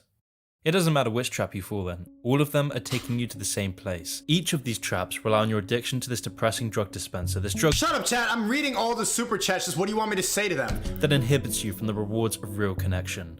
But what if Tinder success is only symptomatic of a much larger endemic problem of society? Tinder usage is increasing in the millions every single year, and at the same time, more than 1 in 5 Americans will report that they're lonely. Which poses the question, how do you escape these traps? How do you get these deep social connections? Well, the possibilities are practically endless. It might start off as something as simple as replacing screen time with people— I'm ending the poll right when it's at 51% LCAS. Whew, got that W. Got that W. Look, Cass, you're just in a constant state of chasing. That doesn't mean anything to me, bro. What? You're in a constant state of chasing. I'm not in a constant state of chasing, bro. You are. If girls are so easy to give it up to you, you kind of lose the value of what you were chasing in the beginning. Like, I have to get to know you first. Don't just fuck me, because then what is there after that? Like, that's exactly why you're in a constant state of chasing. You're the one who's all traditional, bro. You think girls should just be giving it out on the first date every time? Yeah, so then I could decide if it's actually if it's worth it. So I get the sex out of the way, see if it smells bad, see if it's worth it, and then I'll get to know you. And then I don't see and then I'm not deluded to see like, oh, maybe I just liked you for your pussy. You get the post-nut clarity away. Once you nut, then you're like, oh, and if she doesn't piss you off, you're like, maybe I actually like you, and I wasn't deluded by my nut. But you can't know that in the first night, bro. Yeah, you can. Post-nut clarity is very telling. People time. It can mean going to an event, going to a hiking group, a running group, a gaming group, a meditation group, going to meetup.com and finding people similar to you. It can mean just taking that call to adventure. It involves transformation. It means grappling with your fears of being rejected. It means grappling with your social anxiety. It means grappling with your laziness and excuses. The people in our 75-year study who were the happiest in retirement were the people who had actively worked to replace workmates with new playmates. You see, loneliness isn't just about being alone and struggling to find a partner or get a hot match. It's not the number of friends you have, and it's not whether or not you're in a committed relationship, but it's the quality of your close relationships that matters. In life, you need someone to communicate with. You need someone to tie yourself with so your lives make a rope. You need someone to communicate with when times are good and to share your triumphs. You need someone to share your catastrophes. You need a framework that's stable, and it's strenuous and hard. You will face heartbreaks, you will face anger, annoyance, sadness, despair, and moments of self-loathing. So then, what was all this for anyway? Only 2 minutes left, then we're gonna watch Tate Talk right after. I want to see the self-improvement, happy-go-lucky ending. Your life. From the start, this was never about Tinder. Escaping your virtual reality, meeting that girl. Hi. Hi. Traveling around the world. Having a family. It was the real-life experiences you were looking for. It was a feeling, a sensation, the ability to look back on your life without ever having to cast a thought towards, why didn't I live life to its fullest? Have I wasted my life? How did I become so lonely and depressed? Shout out to Moon. You guys gotta check out his channel. Would I ever get to see my kids smile? The most important lesson from this video was never about Tinder. It was about the one thing you will never regret having, the most valuable thing in your life, relationships. Has Tinder ever helped you? What? I got it. Love. This is the same shit. Shut the fuck up, bro. This is the same shit. Is your life set shut up. on swiping, texting, briefly meeting, waking up the next day and repeating the same cycle for years? How many experiences, how many chances to grow do you let slip through because of this pattern?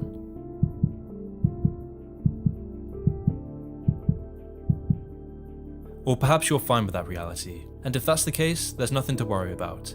The most you got from this video was a little entertainment and maybe a change in perspective, but there are those of you that understand the other side. Those of you that understand the price of cheap fixes, the value of never needing to worry about what you didn't do. If you're going into your 20s or 30s, you only have one shot at this. Let finding a strong relationship be the meaningful struggle of your life. Does it mean you'll be happy at the end of this road? Only you can answer that question. But if your struggle is meaningful, then perhaps it's worth pursuing.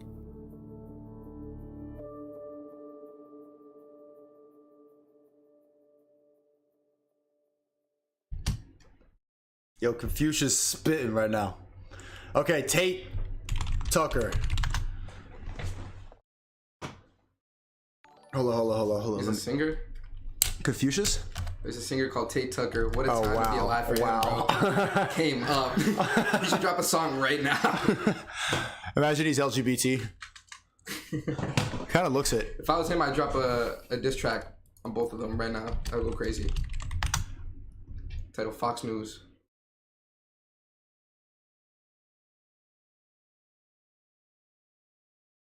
Where is it? I just see reactions to it. Chat, did you put him on Discord? How did Lasanabi react to? Where did he get the clip? It's on YouTube? Okay, oh god, I gotta watch this shit to find it.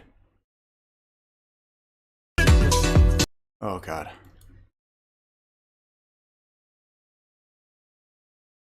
That's not the real interview.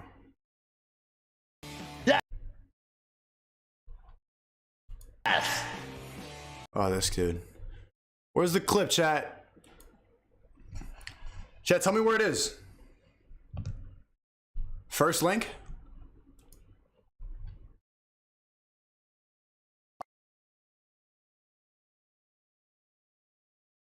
No, it's not. Oh, yeah, it is. Yeah, it is. Yeah, it is. Yeah, it is. Wow, they didn't even put in the title. They didn't even clickbait him. And Animo, we'll clean up the Discord server. I'm sorry about that. Actually, no, I'm not sorry. Just fucking get over it, bro. Why are you whining about my Discord server? But yeah, I'll fix it up. Okay, this is Tate on Tucker Carlson.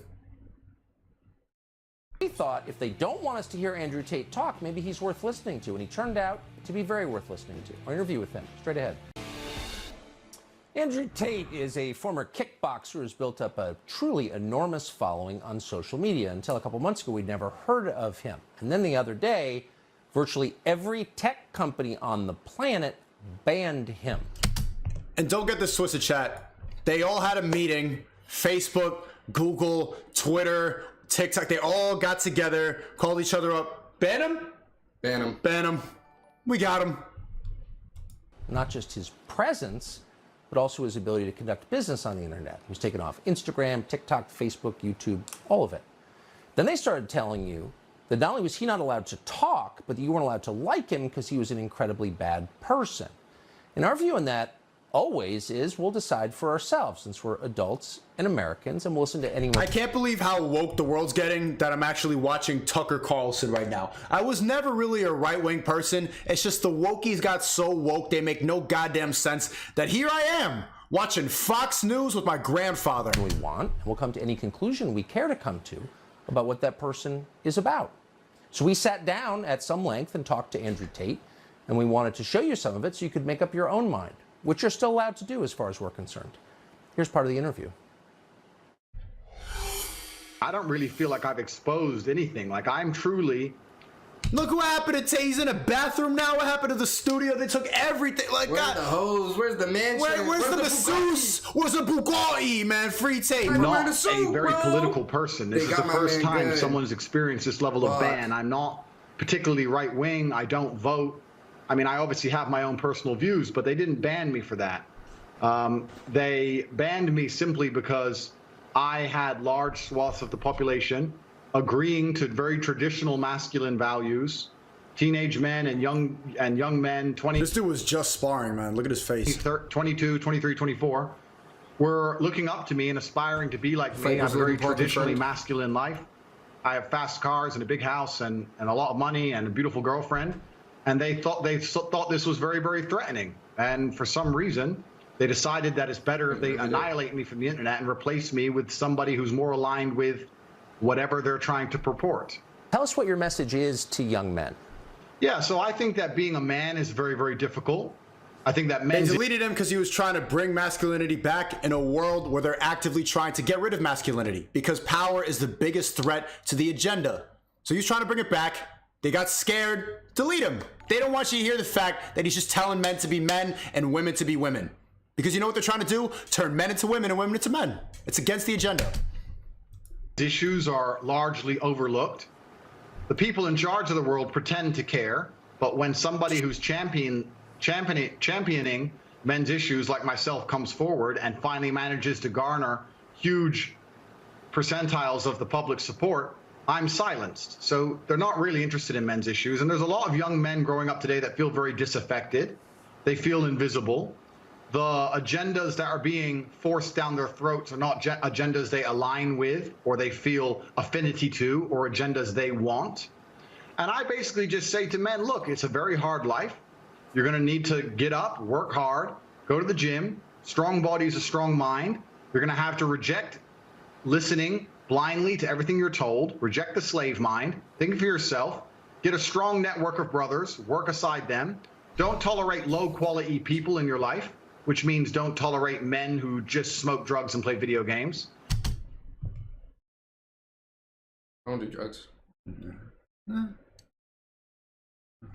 Or men who are disloyal or dishonest. Now you look, yeah. Don't look, why are you looking at me like that, bro? Why are you looking at me like that? Play me. Who's trying to play you? Who's trying to play you? Chill out. What's that chat? What that chat say? I want to debate him. Let's watch this. Let's watch this. I will watch after. By extension, don't tolerate women or girlfriends who are disloyal or dishonest, and try and build and create a reality full of high-quality people in which you can resist the programming that the Matrix tries to influence you with, and grow up truly happy. And what happens is when I say these things, they ignore 95% of what I say. And they focus on the 5% to take them down. Why? Because the 95% is information that you're not supposed to hear. They don't want you to improve. They don't want you to become stronger. They don't want you to become rich. They want you to stay in the Matrix. So they focus on the 5% that's going to trigger all the bots, all the normies, so they can silence the real message. It's not misogyny, toxic. It's bigger than that. He's trying to help people out. So chat, we got to carry the message on. We need to improve. We can't just be bots in the Matrix. We need to resist what they're trying to do. They're trying to suppress you. They want you to take meds. They want you to shut up, not have any unique opinion. Nobody even has any original thoughts anymore. People are so afraid to speak and have an original opinion that when you ask them, they don't even know what to say. All they say is exactly what everybody else says. Tate was saying, resist that. They ignore me saying that you need to avoid low-quality men. And they take the bit where I say avoid women who are dishonest, and then they put it on a reel, a very short 3 or 4 second clip, and then they say I'm a misogynistic person and I'm dangerous to women and I need to be banned. The problem is that the majority of young men in the world today are completely invisible, and social media has made them invisible. If you go into an Instagram feed, it's fine. They're beautiful. They're allowed to take pictures. But the only men who have followers are men with massive social status, right? Men with Ferrari. And you could be a thought, not even a thought, you could be a gorgeous girl and have thousands and thousands of followers, have people worshiping you every single time you post without ever saying anything original, having no thoughts that anybody else thought. You could be a thought, have no thoughts, and get millions and millions of followers. But to be a man and get the same amount of respect, I realized this when I was in Miami with my girl. And I just had 1 million subscribers, and I was walking around, and then people were coming up to me and like, hey, yo, I like your videos, man. Like, this is before I was streaming. Yo, I like the video you made. That was cool. That was cool. In the same amount of time, people went up to my girl. I love what you do with your hair. I like your nails. I like, wow, you look really pretty. It was the same amount of compliments, the same amount of dopamine. It's like, bro, I just spent fucking 9 years to get 1 million subscribers to get this plaque, and she's getting the same amount of respect on the street doing nothing, just washing her hair. The life of a man is harder, but the potential is way higher. I prefer this life, but you gotta work to get it. And a lot of people simply don't understand that. And money, or rappers, or people who have YouTube channels, interesting people. If you're a normal man with a normal job, you don't really exist in the online world. It's very difficult to get followers. Nobody replies to your DMs. You don't really matter. You don't have access to the sexual marketplace. It's very difficult for you to even get any kind of recognition that you're even alive. And a lot of men feel lost and lonely because of that. And I was championing to a degree their issues by saying to them, look. And they want all these men to be lonely. And one more time, I'm gonna say it. 1 in 3 men haven't had sex or are a virgin. Haven't had sex in a year or are a virgin. 1 in 3 guys. Today, yeah, in the Western world. 1 in 3 guys, here chat, have not had sex in a year or are virgins, man. Being an average man is being at the bottom now. Being the bare, like, you have to be smart, you need to be cunning, you need to be funny, you need to be interesting, you need to have a car, you need to be different, you need to be unique, you need to have a personality, and a girl can just simply show up. But they don't want you to know that. Where did you get that stat from? That's a common stat. You want me to look it up? Yeah. That is unfair, perhaps, but that's the way the game works. You need to become a man of importance. You need to become a man of influence, or you're going to suffer the pain of being invisible forever. Here we go. Here's a stat. Nearly 1 in 3 young men in the U.S. report having no sex, study finds. 1 in 3 men ages 8 to 24 reported no sexual activity in the past year. Yeah. There you go. Who are they asking? Okay, bro, but this is... I'm not really taking that stat. Okay, sure, fine. It's like those, here is how you do it. I wasn't trying, or you're going to suffer the pain of being invisible forever. Here is how you do it. I wasn't trying to change the rules of the game. I was just telling the men how to win because I came from nothing and I'm completely and utterly self-made. And I think the reason a lot of men are so depressed is because they feel invisible. They feel like the life is too hard. Women expect me to be strong and smart and funny and interesting with a nice apartment and a fast car and tall and well-connected and funny. And it's just too much for them to handle. And the social pressure on men is absolutely immense. And I was championing their issues. And at the same time, all these social media platforms pretend to care. As soon as somebody they resonate with stands up and champions their issues, they mass blanket ban me. Because they want you to be weak so they can profit off of you. It's very simple. The weaker men are, the more money we give away to OF, the more time we spend addicted on Tinder, Instagram, OnlyFans, the more we spend all day scrolling, the sadder we get, the more we obey. The weaker you are, the easier you are to manipulate. They want you to stay addicted, they want you to be giving all your money away to thoughts, and they want to separate traditional gender roles. Which shows they have absolutely no care for the young men of the world today. They think that by banning me, I'm just going to vanish and the young men are just going to go and start eating the gruel that they're fed on their YouTube feed. They don't want to read, they don't want to see transgender people wear makeup. They don't want to see that. They want to see a man who has a bunch of money and a nice life and some fast cars and is strong and is confident. They want an action hero. And that's something that large portions of the world still want to be. And YouTube and social media platforms obviously just don't like the idea of that. They want as far more malleable, trying to create people which are more malleable and more easy to program and more easy to control. So news accounts in the United States say... Did you see that edit? Was that an edit? This whole thing's been chopped up. Like the idea of that. They want as far more malleable, trying to create people which are more malleable and more easy to program and more easy to control. So news accounts in the United States say that the U.S. Embassy in Bucharest, Romania, was tipped off to your misdeeds and alerted the local authorities you might be committing human trafficking. Given that this is the same charge they leveled against Julian Assange or a species of it, skeptical, but I want to know the details. Were you arrested for human trafficking? What happened? Yeah, I was not arrested. So what happened is... I'm so tired. Chad, how many of you are just sick of hearing this over and over and over and over again? I suffered from a case of swatting. It's very popular with people who are large on the internet. Many large YouTubers have been swatted. It's where you call the police and you say somebody has a gun or there's a hostage situation and the SWAT team arrives. Somebody made a phone call to the American Embassy saying that I was holding women at my house.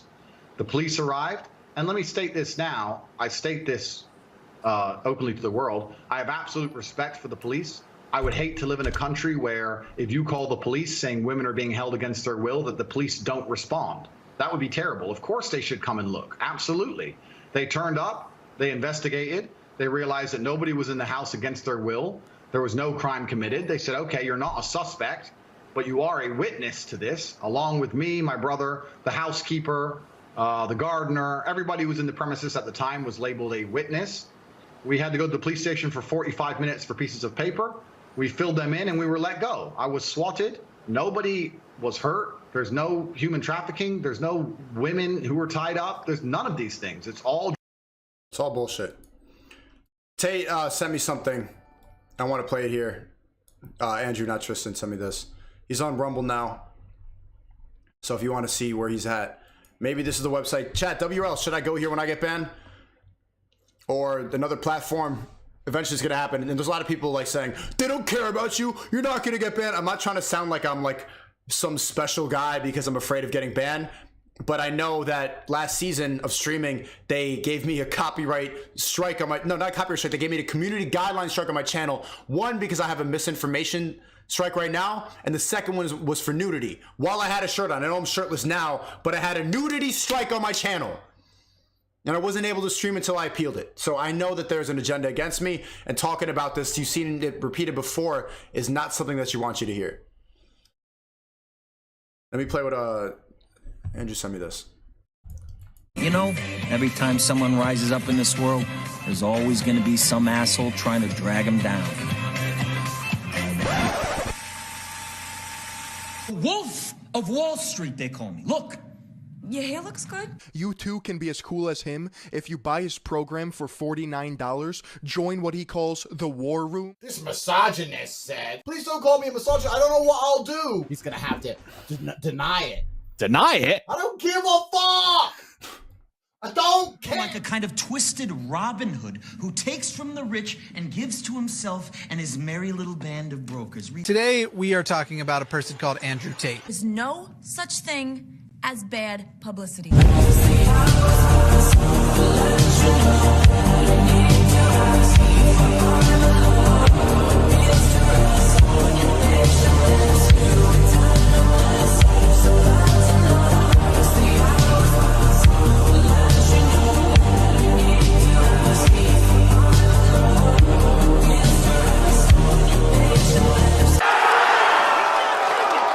I'm not fucking leaving!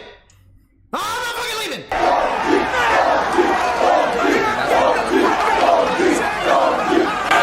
The show goes on!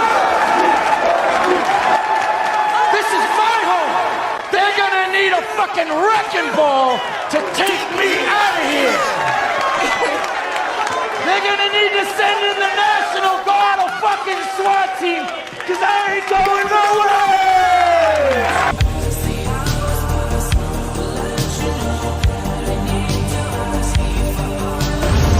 Because they don't understand that I'm top G.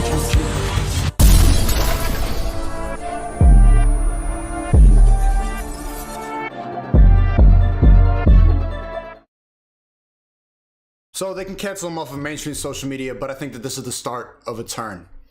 The more this happens, people are really sick of it. People want freedom of speech, and a lot of people are going to go here. So check it out. Rumble.com, there he goes. I'm not getting paid to say this. I'm saying this because I support people who have gotten canceled, and I want freedom of speech back. And also the Tates, I made a lot of money reacting off of them. Made a lot of money reacting off of that. Tristan asked me to do that. Andrew asked me to do that. He just sent it to me. I bet he expected me to play it, though. But good luck to them on this new platform. That's dope. Shout out to Cozy TV, too. Other platforms, I haven't decided where I'm going to go when I get banned. I would need to get a deal. I can't just do it for free.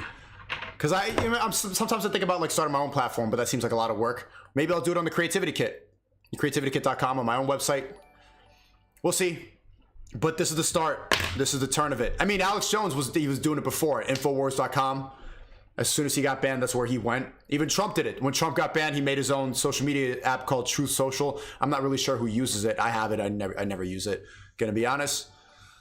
But the more they keep banning people like that, the more that people are going to actively seek out information on other websites, which is good.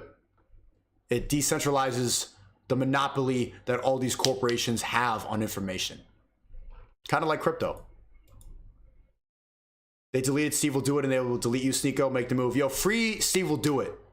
Free Will Do It. What did you even get him for? I don't even know, bro. He didn't even do anything for it. I got to ask him. Yo, Chad, I'm going to go on Bradley Martin's podcast next week. Shout out to Bradley Martin. He's best friends with Steve Will Do It. I think it's Steve Will Do It's birthday coming up. Happy birthday, Steve. You're a funny guy. We watch your videos on the TV here all the time before you got deleted. I support these people, man. He was just giving money out in his videos. Like, why are they banned? Yeah, I don't even know what they got him for.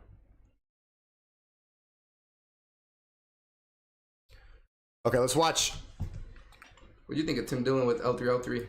Yo, bro, Lim Lillin, bro. He's Lim Lillin. Lim Lillin. What are you doing with L3L3? Limothy. Let's watch Channel 5, Chicago Rap Festival. I don't normally wear it, but I think for the Lyrical Lemonade Festival, it makes sense to suit up. The fastening of the trousers. Standard mustard shirt. Pig Santa, the true headliner of this festival. The buttoning of the fly. Guys been making the media rounds. God damn it, why is there a thing called zip tie? Don't move. Not gonna happen, bro. So what's the plan? I don't know, I think I'm just gonna like run on stage. And say what? Just like ask whoever's performing like what's going on, how they're feeling.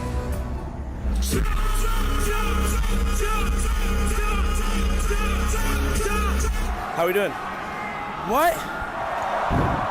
Are you having fun? Bro, I'm having so much fun with these Yeet fans right here. They're such a bundle of equal joy. Chat, WL on Yeet. I used to be kind of, this is TikTok garbage, but I need more drugs, I need more love. It gets stuck in my head after a while, I can't even lie. Even I thought it was just weed music, even sober, pretty good. Pretty good. I'm not going to be a hater forever. Who's Yeet? I'm not sure, honestly. Some dude who made a Minion song, I guess. Security! Get this motherfucker off the stage! Security! I need my drugs, I need my love. This bitch is pulling up, sucking soul. I'm in that taco, baby, come show me love. I ain't trusting nobody, I keep a gun. If a problem come up, you know I'm not gonna run. We're at a rap festival. We're gonna talk to rappers and rap fans. Breaking news. Breaking news.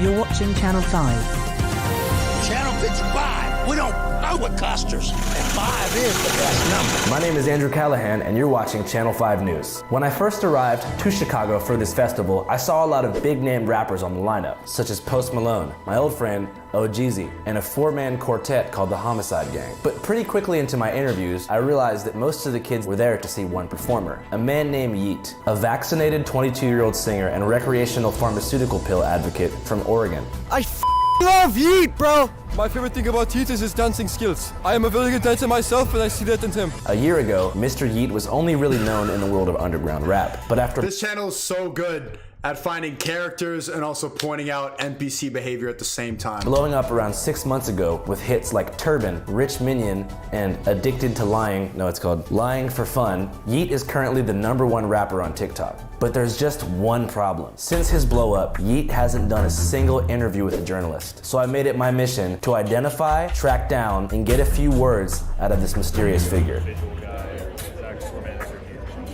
It's probably gonna be a dub, boys. Excuse me, could I please speak to Mr. Yeet? Not right now. He's decompressing. Okay, cool. After hours of dead-end calls with managers and agents, Mr. Yeet, though just 10 feet away behind the pale flaps of a polyester tent. I think this dono got a point. Even though it's kind of messed up, you're saying that all the rappers died. When Adam22 was on the stream, and I recommend you check out that interview, Adam22 really just said it blankly, like, hip-hop is dead right now. Not the fact that rappers have died, but it's just the stuff that they encourage, drug use, murder, hoes, it doesn't last. There's not a lot, there's no substance in hip hop today. It's so fast because of social media. Everything's now next. That's a blow up, like he's killing ops, popping pills, fucking hoes, fast cars. There's absolutely no substance. Before social media, you would hear a good diversity of different artists. Like Kanye had his pink polo, had his backpack. He was rapping about materialism. 50 Cent was there, and he was talking about his story. Even though like he was there about like, you know, hoes and stuff like that in the club too, he had a story to tell. He didn't just blow up as a young kid. He had all this experience in life and then started rapping.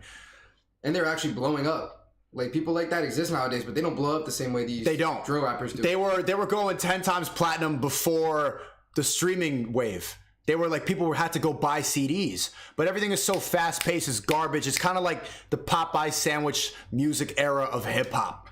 And now you see in a video like this how it's just turned into celebrity worship. People like worship these rappers without really knowing anything about it. They don't know why, but they like to worship somebody even if they're really average. You can kind of see it through Eminem's career trajectory. Like in the beginning, he was talking about what he was going through. People loved it. You got to know him through his music. And then it got to a point where he was just dropping songs with Rihanna, The Monsters Under My Bed, just doing anything to appeal to the pop crowd and stay on the radio. Love the way he lie. It got corny. Seemed unreachable. So I went to meet with someone who I thought could tell me a little bit more about this mysterious creature.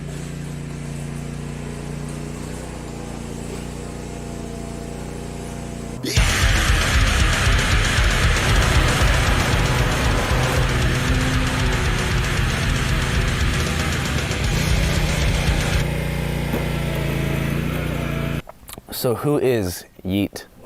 I mean, he's not one of my favorites, that's for sure. I mean, I get He says that about every artist. the appeal, and I see where it's at. Is it something that is necessarily my go-to? No. Stylistically, I kind of see him as filling in further that lane that has kind of been expanded by guys like Playboi Carti. Tight cycling beats, like it's a lot of hype, it's a lot of energy, not a whole lot of substance on like the lyrical side or anything, but like I got my bitches, they play belly, get a real Jesus. Slash. I had that bitches, they deaf on the bottom, I told them this shit, I don't know. I would say absolutely no substance. It sounds good though. So visceral, but also psychedelic. You didn't hear him talk about you know? Ukraine in that? Huh? You didn't hear him talk about Ukraine in that? I heard him talk about the economic state of society in Ukraine, but it's just not to the level that I want and expect from Yeat. There's kind of like a sort of trippy, undertone to it as well. I got some C on the way, think it is. Bitch, one white inside the nose, think it lit. I really just What's funny is like a lot of the music that has kind of inhabited that lane for the good part of the early to mid 2010s, whether you're thinking of like DS2, something like that, there's almost like a comatose element to it.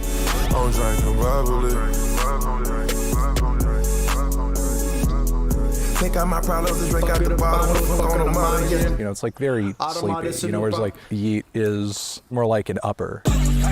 rocking the target. Sipping on Moby to be like bourbon.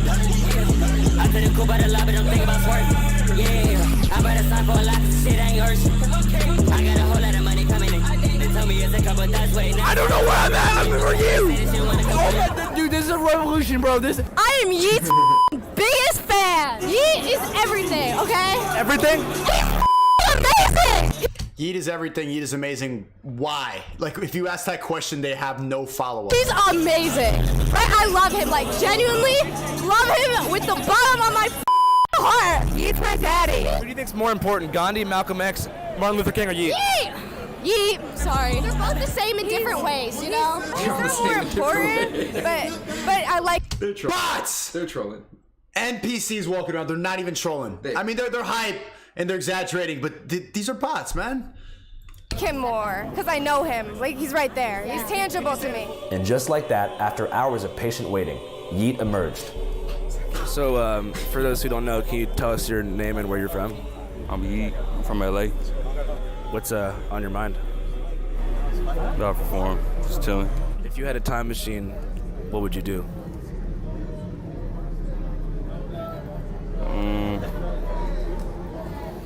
I don't know.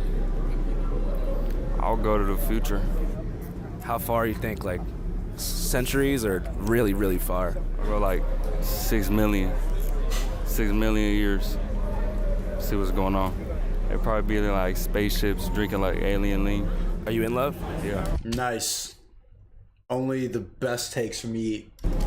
Yeah, I'm in love. Modern day Gandhi. With what? With everything. What about you? I'm in love with interviewing. Okay. So you believe in it? Yeah, I think so. Alright. That's crazy. What do you want to be when you're like an old man? Yo, why does he look like Aiden Ross? Nothing. What is clout? I don't like clout. I just be in the house all day. I don't even leave my house. I only leave if I gotta perform. Really? Yeah. You play video games and stuff? I make music, just chill, make food. Just make music, just chill, make food. Like, they have nothing really to talk about. Like, I think it's an act too. It's not an act. Cool. It's just really who they are. They don't have much of a personality. They don't have to. What's your favorite kind of food? I like cereal. I like Making cereal. food. What kind of food? Cereal. I be in the house just chilling and vibing. I like Frosted Flakes. How many bowls a day do you think you're on right now for Frosted Flakes? Like 13, 14. No concern for diabetes? No? Nah. don't think I'm gonna get that. Any message for the kids? Don't do drugs. No drugs? I wouldn't do them if I was you. What kind of vape is that? Mango. No more Juul? So at least practice what you preach. You're just saying sipping on alien lean, you got a Juul in your hand. Nah, it's not horrible for him to say that. You want him to say do drugs because I'm doing them? Chad, don't you know so many guys like this? I'll do Juul. Do you think that you should be allowed to vape in schools? Yeah. Okay, don't do drugs, but you should be able to vape in schools. You see what I'm saying? What about popcorn lung? It's a myth. It's not real. Popcorn lung is real. It happens when inhaling toxic chemicals such as diacetyl, formerly used to flavor microwave popcorn. Exposure to these chemicals can happen at work or by vaping. E-cigarettes have many different types of chemicals in them that may be dangerous to your lung tissue. How would you describe your average fan? They cool. Turn.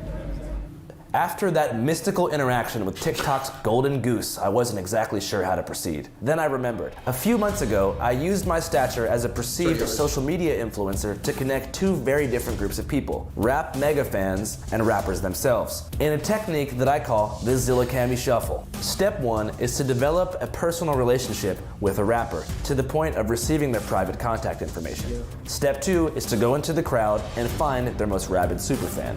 Step 3 is to ambush the rapper into a face-to-face interaction with said fan. What results is beautiful. The fan is given the experience of a lifetime, and the rapper is given a better understanding of their own fan base. This worked quite well in Utah, when I connected Justin from Salt Lake City with his favorite rapper, Zilla Cami. Bro, I'm so excited. This is the only reason why I'm here right now. I love Zilla. No fucking way, man.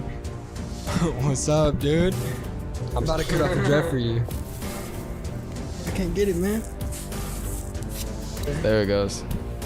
Justin offered Zilla one of his dreadlocks, and the two shared a beautiful bonding experience. I don't know what to do with this. It actually smells pretty good. It literally smells like shampoo. What would you say if I told you I could get you a FaceTime interaction with you? Well, I'd literally cry. Please, please, please, please, please. You guys are of age, right? Yeah, 21. 21. Cap. They just baited him, bro. They ain't 21. That sounded like some quid pro quo from him. Like, you guys are 21, right? You want to FaceTime me? Well, you know, you don't want to get in trouble with anything. You got to consent to stuff like that. But, chat, are they 21? You're on the right. No shot. They look 15. You're on the right. You guys are of age, right? Yeah, 18 max. 21. 21. I'm 20. I have my ID. We're just short as sorry. Okay, cool. Sounds good.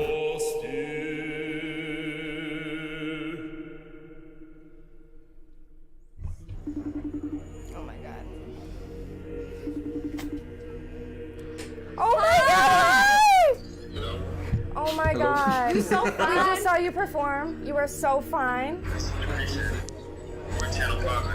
Huh? He's tight, bro. Right there.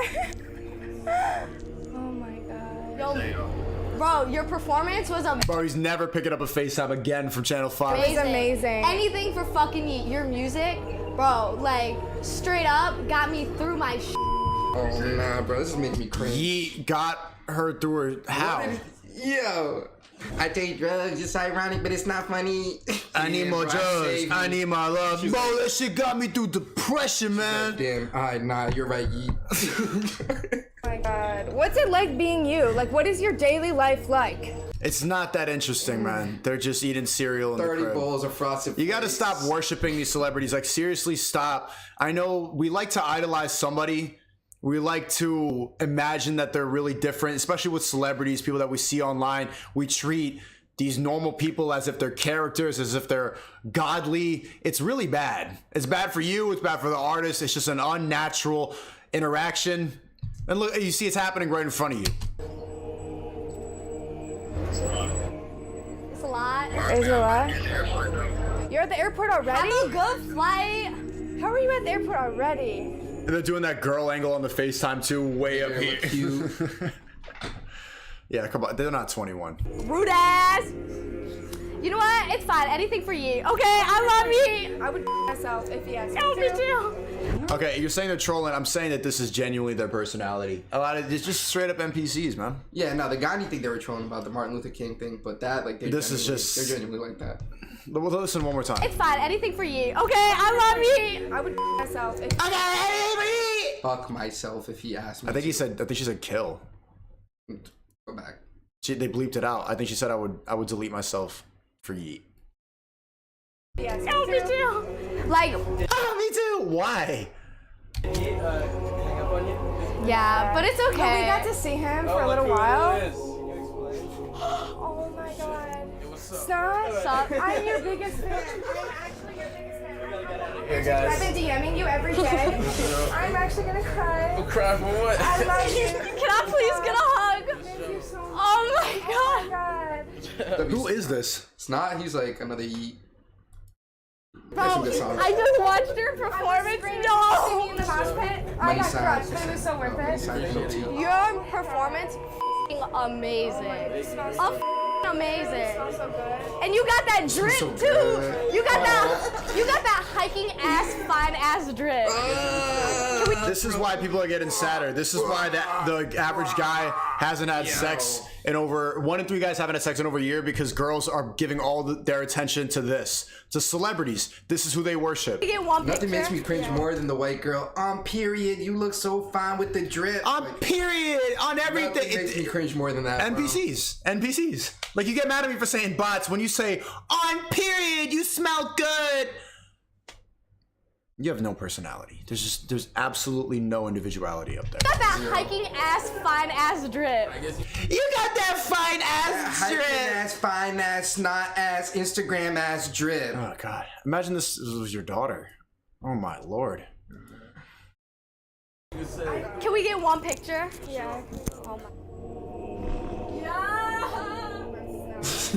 Sick picture, just no. He wears a mask everywhere, bro. What are you getting a picture of? You can really put anyone in that and say it's him.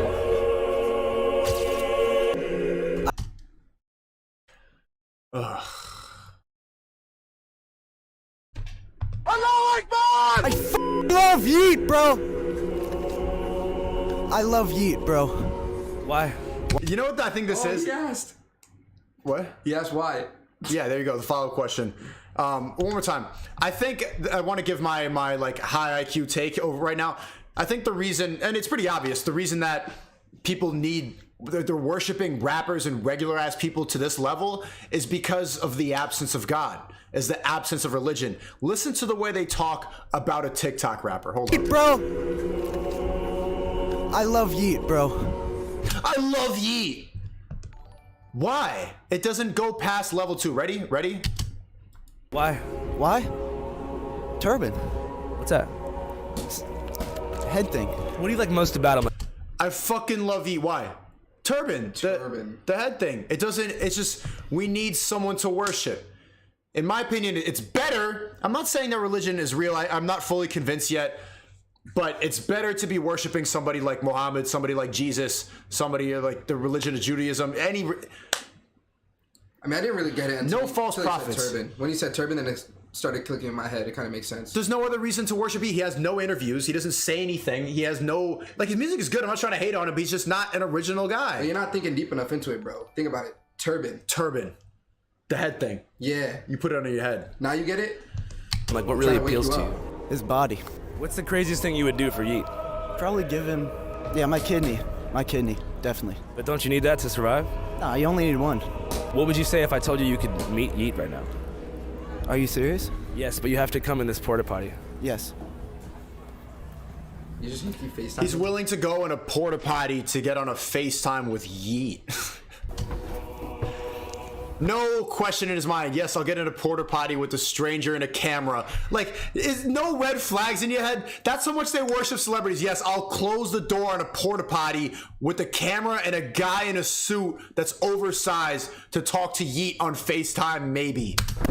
It's discouraging how much lock the doors. Huh? It's discouraging how much left there is, bro. I'm gonna cringe so hard.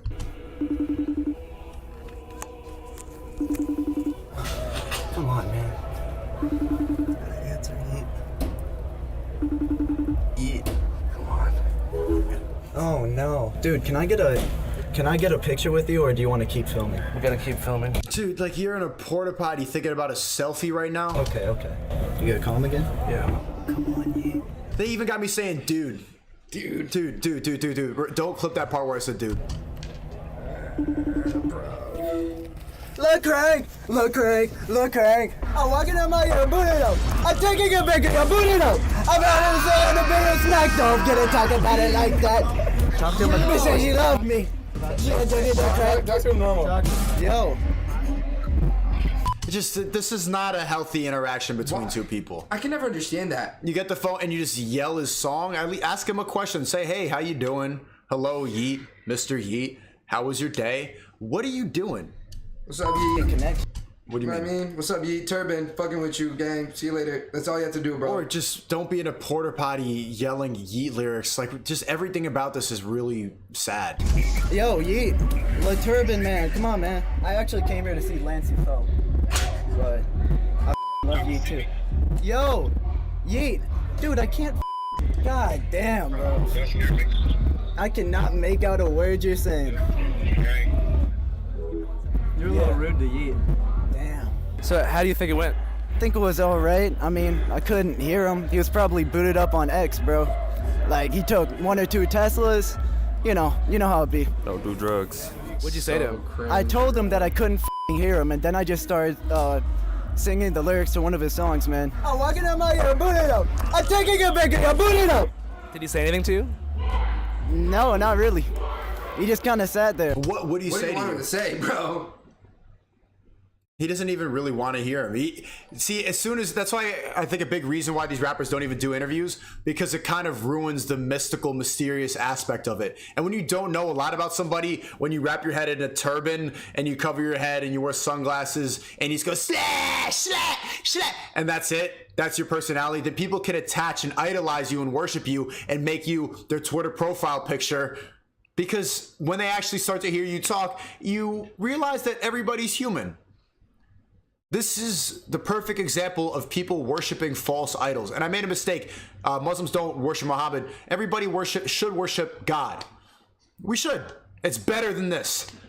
It's better than this, at the very least. Even the science people in here, the atheists in here, you can admit God is a better thing to worship, or a better idea to worship than Yeet. Jack and Turban. Is he everything you hoped? Yes. I mean, I talk to artists all the time through. See, is he everything you hoped? Yes. If he started talking, then he would have an opinion on him. But we don't even want to think anymore. We don't want to think past level 2. We just want to imagine that Yeet, Yeet, Yeet. Isn't Cardi like that? Yeah, Playboi Carti's the same way. That's why it's actually better if a rapper doesn't do any interviews, because then you can't attach any ideology. You could just imagine that they're the best person ever. What I do, and nobody's particularly interesting. Very few who I've talked to face to face or over social media who I'm like, wow, you really are like a demigod or some. You know what I mean? Your mind is really on another level, or you're kind of like living in such a way that is wholly unlike us mere mortals. Most people are just people, and really that's it. It doesn't matter if you're on a stage or if everybody's fucking boring. Honestly, everybody's fucking boring. Even with me myself, I don't really make a whole lot out of my personal life on social media. I talk about music, and that's pretty much all I talk about and all I like to talk about, because, I mean, outside of this, my lawnmower over here is really boring, And like this is the most exciting thing that I have access to on a regular basis. The thing is, like, it's a relief to be able to wake up sometimes and just be like, I'm not going to be on today. And some people don't allow themselves that freedom in the age of social media. Everything that they do is for social media. They think social media is real life, and you always have to be sort of like in that. Yo, Supreme Patty hit me up recently. Like, keep going, bro. And I started thinking, like, no disrespect to Supreme Patty, but like, what do we have in common? Social media. Look what you do. Everything that they do is for social media. That's one of your OGs, bro. Huh? That's one of your OGs. Yeah. Put some respect on his name. Like, it's cool, but I'm thinking, like, okay, does Supreme Patty actually fuck with my message? What I'm talking about? Does he like, or does he see the fact that I'm running it up right now and he wants to be a part of it? And it's one like, day you could get like him if you're lucky. One day I could have lemons. Danny Hernandez squeezing limes into my open eyes for Instagram. Steve will do his best friend. Ugh. I think social media is real life, and you always have to be sort of like in that mode of like creating content, having this certain energy. You start embodying the weird caricature that people sort of see you to be on Instagram or whatever. And that's unfortunate, and that's sad. And it can be very lucrative, but also soul-sucking, difficult to probably look at yourself in the mirror after a while. Cash App. If you like Channel 5, you might really... Cash App. Cash App. You can...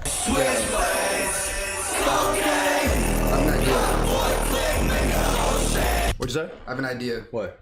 once a week, you get someone really dumb and Island Boys, the Supreme Patties of the world, to have a debate on real shit on the stream. I think that'd be comedy.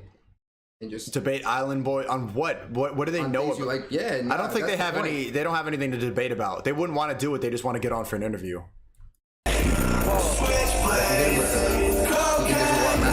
Huh? If you hit him with the, do you think there's a war on masculinity? You don't think something funny will come out of it? Not really. Not really. I think it would, bro.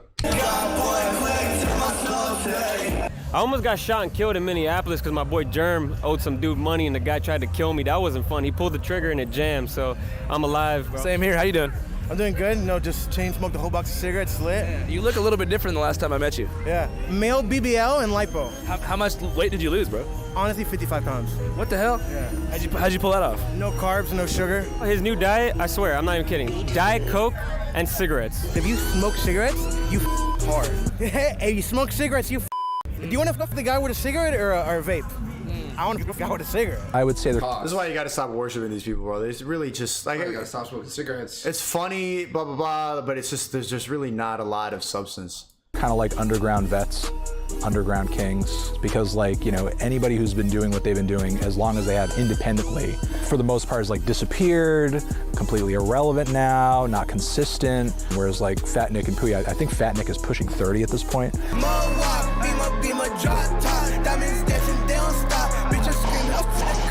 You guys think drill music is bad for the kids? No, drill music is great. Kids ages 2 and up should listen to drill music. Shout out Chief Keef, man. Okay, they might be being satirical, ironic right now, but drill music is really bad for kids to listen to. Like, no funny shit. Allahu Akbar! It sounds good, it really does, but it's programming your brain to think that murder is cool. I don't even think it sounds that good. It sounds good, it does, but it's really training your mind to be okay with murder, and it's training you to think that gang shit is cool. No. Yeah, I love drill music. I started making music with drill music. Yeah. Chief Keef is like the 21st century god. And shout out to Young Thug. He's like a young Picasso. Free Young Thug. Would you guys rather live in a studio apartment with Stitches or Joker 305? I don't want to say anything because like I feel like both those guys might beat me up. You know what I mean? Like Stitches is pretty strong. The Joker's probably like a lunatic. Gun to my head, I have to pick one. Stitches. I feel like he's more like stable. Even though the other dude might be stable, I don't know. But Stitches looks more calm. And I can't wake up to non-calm. Okay, people in the chat are saying it, they're trolling, it's a joke, it's a joke. I don't think for these people, at the same time, yes, I think they're trolling, but I think when you get to that point as an artist, there is no like way to differentiate when you're trolling and when you're being serious. You're just an entertainer. So now you could pull the I'm just trolling route, you could pull that I'm just entertaining route, but it also like it when you have like face hats all over you and you're just shooting donuts with an AK-47 in your music videos and it's blah and Gucci gang, it's like everything is trolling. Everything you're saying is trolling. So then how do people younger differentiate the two? I think Florida should secede from the United States of America probably. You guys scared of anything? I hate reptiles. I don't like reptiles. I'm a dog man. Feminism. That scares me. Oh yeah, it's super scary too. I don't like it. Would you guys rather live in a bunk bed with Lil Pump?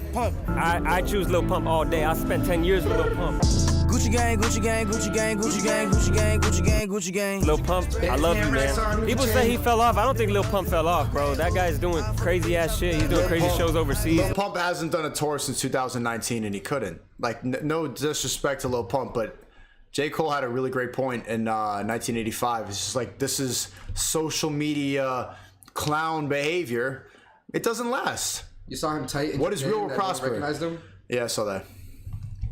Does anyone care about Lil Pump anymore? You know, Sir Pumperton III, the youngest flexer? No, Lil Pump is not having a fucking comeback. It would be short-sighted to say something like really blunt, like hip-hop is a young man's game. But you know, what is a young man's game is certain styles or lanes and the type of thing that... Chat, WL. W means he did fall off. L means he didn't. Did Lil Pump fall off? Let's get consensus here. There's 10,000 people watching. W means he fell off, L means he didn't. Lil Pump offers is very much a young man's game. That kind of energy is like so heavily based within novelty, kind of like in the porno industry. The fact that you are new makes you attractive because you have Yo, thank you, Maxwell. Appreciate you. I'm gonna make more reaction videos like that. That X factor, some kind of mystique about the newness of you that kind of draws people. Pump at this point, in terms of his antics, like it's all pretty much known. Yeah, I came in with a saw.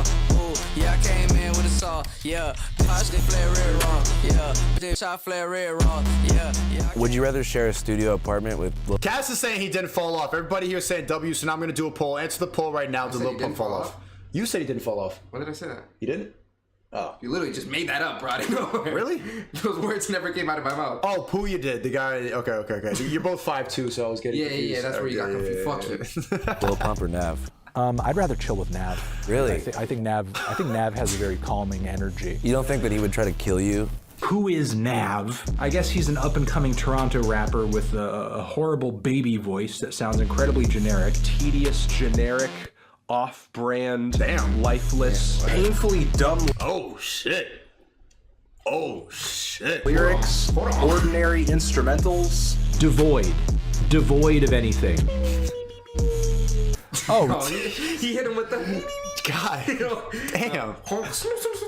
And then now he's in this interview. No, it's not that bad. Yeah, I mean, I think he maybe would try that, but I mean, assuming there was no will to kill, just on kind of like a vibe and personality level, Nav probably does his dishes. You know, Nav probably takes out his trash. Even though you think he's the worst rapper of all time. Hey, he may be in like my bottom 5, but he probably won't drink my almond milk. Lil Pump probably doesn't give a Lil Pump's gonna be in the cupboard eating my Oreos. He's gonna have in your bed. Right, exactly.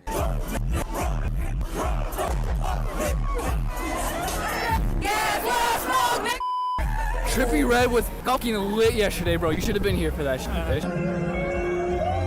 See, Trippie Redd gets worshipped like that. Trippie Redd has a cult audience like that. Think about the last time you saw him do an interview. And every single album cover, he's throwing up devil horns. Devil, literally putting it on his head. His whole marketing tactic. And every time you go to one of these shows at Rolling Loud, all the imagery on the back of the screens is all devil, Satan shit. Even the lights right there are red. I mean, okay, red lights, like, okay, bro.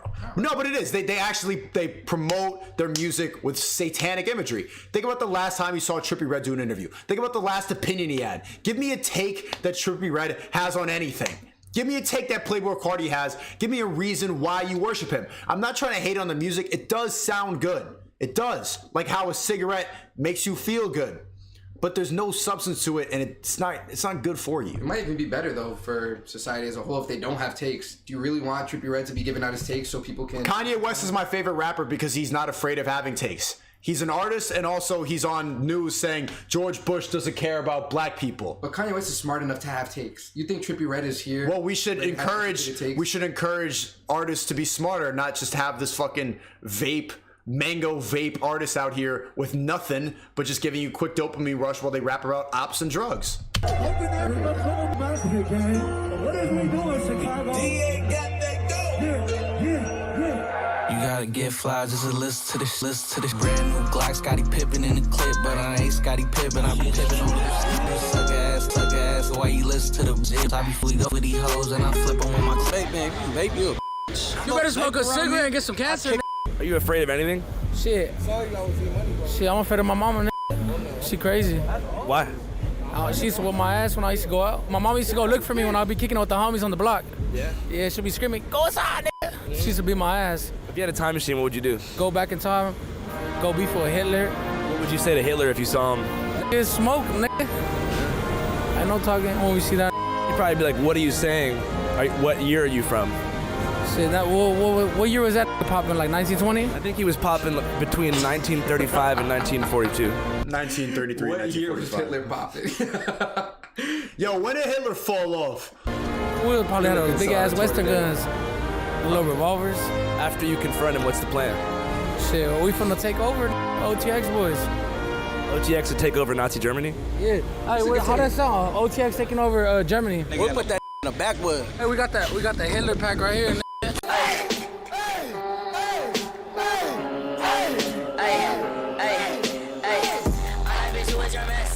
Take my I'm trash talking old man, Chi-Town Paulie. New York, the Knicks. We love the Bulls. We love the Blackhawks. We love Chicago sports. New York. This is what people in other cities have to do because New York is just the best city in America. They just said, fuck New York. New York sucks. Yeah, I hate New York. And New York doesn't even like think about Chicago. Never thinks about Boston. It's other cities. Fuck New York. But bro, do New Yorkers even really have an opinion on Chicago? Have you ever heard someone say, fuck Chicago? Never. But New York definitely hates Boston. Barely. You think so? Barely. It's like the biggest rivalry in sports. Barely. That's the biggest rivalry. What don't you like about? Yeah, but people in Boston hate New York as a city. New Yorkers don't even fucking think about Boston, bro. Like New Yorkers. The way they speak, the way they eat, and the way they act. They're arrogant f***s. Yeah, rent-free, bro. Like, no one gives a fuck. Like, who are you? They're not Midwesterners. Midwesterners are nice, they're kind, they're friendly, they're fun, and they accept everybody. Let me tell you a story, though. This guy, Marty, I saw him outside on the street. He was crying, and I said, why are you crying? He goes, because security took my passes. So I said, you could have mine. I gave him an artist pass yesterday. True story. Good reason. That was recent. Is that not true, Marty? I was not crying, but I was in a dire situation. It takes a real man to cry. I know he's young. He doesn't know how to admit it yet, but tears were coming out of his eyes. He was a lost soul. He didn't know what to do because he is a great cameraman, a great producer. So sometimes on the road in this transient lifestyle we live, you interview someone for a couple minutes and you never know if you'll ever see them again. One of those people is a man named Party Marty. My name's Marty, but around here I go by Party Marty. Walk us through that day. I just wanted to say hi to you. I didn't know I was going to really end up on the video. Yeah. I'm also a pretty crazy guy, so I didn't really know what I was going to do. My thing with alcohol is no matter what I'm drinking, it could be top shelf tequila. It's going to get... frat boy. Sounds like the Chipmunks version of a frat boy. My name's Party Marty. Me up. Or I could drink $5 vodka, and that's going to do the same exact effect. Nah, but he's really a legend. Look at him right now. Andrew, I love your videos and everything, but this is kind of some bot shit here. You got a mask on your microphone. You're outside, the big one on your face. And Party Marty's like, dude, drink up, man. Party. I don't care, Corona. Tell me about the day the video dropped. What were you doing? I was at a party, and all these people were coming up to me, and they're like, Party Marty, like, we saw you on the video. And I'm like, oh my God, this is it. This is gonna be my life for the rest of the summer and all summer long. Business owners, my work, my family, everyone messaged me about that video, and I was like, I'm sorry, I'm living my life. Like, I'm a grown man. I'm gonna do whatever I want. Whoever didn't like that video, didn't like me being on the beach during COVID, like, they really need to grow up and learn how to live. This is a way to create my legacy one day at a time, so I'm not gonna stop creating my legacy ever. Party Marty. Godspeed, brother. Thank you. We're on your team for life. My uncle and aunt was kind of partners with Al Capone. The gangs of today, I think that they need to come back together and do stuff for a good cause and stop spreading themselves apart in their hierarchy and all their BS. Stop killing themselves, work together, help people out. We can make this world the best place around if everybody works together, shares the love, and helps out. Today's gonna be just overall a legendary day for Chicago. We got G Herbo. So you can make this world the best place around, relative to what? Who is this guy? Why are you getting an interview? I mean, it's a Chicago legend, man. Like, he's just been going crazy since he came from that 2012 era, you know? Yeah. When it's like Keith, Herb, Bibby. Like early drill. Early drill, exactly. He kind of started that whole wave. He's a nice guy. One of the nicest guys ever, man. Know a couple niggas that's down the ride for a homicide when it's drama time. Run up on him with the llamas flying, leave his loved ones all traumatized. 150, I'm really with it, I'll drop his ass. Now, G Herbo is one of the best rappers right now. Then forget it on a man round my side of town, might see a bitch and forget I hit it. In the game, bitch, I do my thing, hoes scream my name, I ain't even there. Love her, boy, I do's this. Leave it wetter than a pool pit. And I make bands like I make friends, bought some Ray-Bans on some cool ish. How did it go out there? It was great. It was amazing, man. I'm happy to be home. You ever think you'd be doing that? Nah, I ain't gonna lie, not like this. It's still surreal. I mean, I worked hard for everything, you know what I'm saying? But when I started, I ain't really see this. Yeah. How do you feel about people like coming out against drill music like in New York? Now, there's a new style of rap that's blowing up. And it's gotten to the point where the mayor of New York is so concerned that he's trying to rein it in. Mayor Eric Adams is trying to curb the violence associated with drill rap. Now, that's a branch of rap music that is about the violent side of the streets. I had no idea what drill rapping was, but I called my son. He sent me some videos, and it is alarming. He's an L-ass mayor, man. Head, like, bald head to toe. His son's a Fed. I mean, he really? Send him the videos, bro. Oh, his son told. Wow. Yo, you remember that video, chat? You remember his video? New York City, remember to drink tap water. Every time you step outside, I love New York City tap water. Adams made national headlines late Friday when he called out social media companies for their responsibility in promoting violence in drill rap videos, and he vowed to put a plan in motion. It's art, man. Everybody should be able to be creative in their art, you know what I'm saying? And I don't see why they feel like drill music is bad for society or anything like that, you know what I'm saying? It's just, we got to do better as a people to, you know what I'm saying, make like less violent and shit like that. But no, I don't think drill the problem, hell no. Anything else you want to say to the world? Man, I love y'all. It's G Herbo. Survivor's Remorse coming soon, man. Gang. Wait, Survivor's Remorse? Yeah, that's my album. Survivor's Remorse on the way. What does that phrase mean to you? Survivor's Remorse, it's survivor's guilt, man. You know, overcoming circumstances, you know, and being here right now where you lost so much and so many people that should be here with me, not, you know what I'm saying? So that's what it is. What do you think is the reason that you survived and a lot of people didn't? God. Allahu Akbar! Shout out Iraq. Shout out Iraq. Shout out Iraq? Yeah. Why? Super chat. No, Dirac. Chirac. Oh, word. But shout out Iraq anyways. Just side note. Yo, LCast in the chat. Nah, chill. Why you gotta do that, bro? In the next episode. All right, cool. Yo, great video. A lot of people are making new YouTube videos. I recommend you look at Channel 5 as a good example of an alley to follow because they have unique documentaries. They profile really interesting characters. They're funny without trying too hard. They're funny just depicting life. Really dope. I've been fucking with Andrew Callahan since Algas New Breaks. Makes great videos. All right, let's go to the danger of ignoring Julian Assange. Free Julian Assange. Did I say his name right? I don't even know who that is. You haven't heard about him? You haven't heard about WikiLeaks? Nah. I mean, I know what WikiLeaks is. He started that? Let's watch. On a spring day 10 years ago, a 41-year-old Australian man named Julian Assange dressed up as a motorcycle delivery man. He dyed his hair, put colored contacts in his eyes, and even put a rock in his shoe so that he would walk differently than normal. He was sure he was being followed by dark government forces that were attempting to capture him and send him to the United States to be locked up. He showed up here, to the Embassy of Ecuador in central London. Once inside this embassy, he wouldn't be on British soil anymore. No one could barge in here and grab him. He'd be safe. It's called political asylum. Oh, and by the way, this isn't actual footage of Julian Assange in 2012. Action? You're great. This is an actor. We did a reenactment of this whole thing. Anyway. Yeah, no shit. No fucking shit. He wasn't vlogging the whole thing, bro, for real? Assange did make it inside that day, and after entering the Ecuadorian embassy in London, he wouldn't leave it for 7 years. Testing 1, 2, 3. I've been looking at a lot of this. I've actually started hanging up the documents over here because they've been taking up too much space. I want to tell you the story of Julian Assange. This guy's a traitor. I love WikiLeaks. This is a blow to transparency and a blow to a free press. Yo, free him. Go. The reason that they say he's a traitor is because he was exposing government secrets.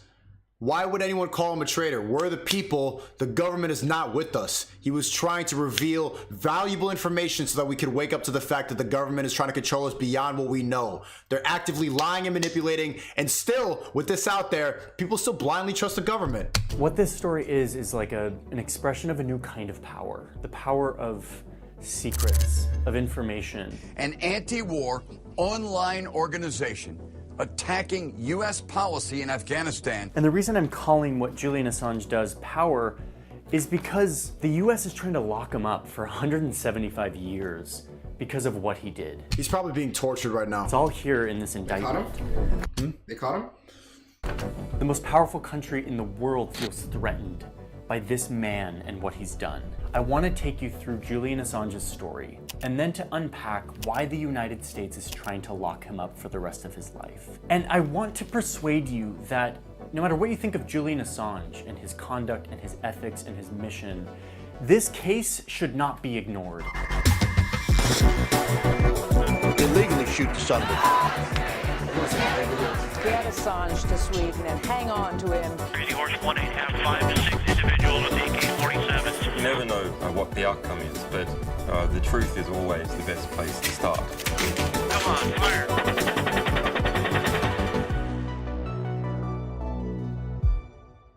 Okay, wait, before we dive into this video, I want to thank today's sponsor. Go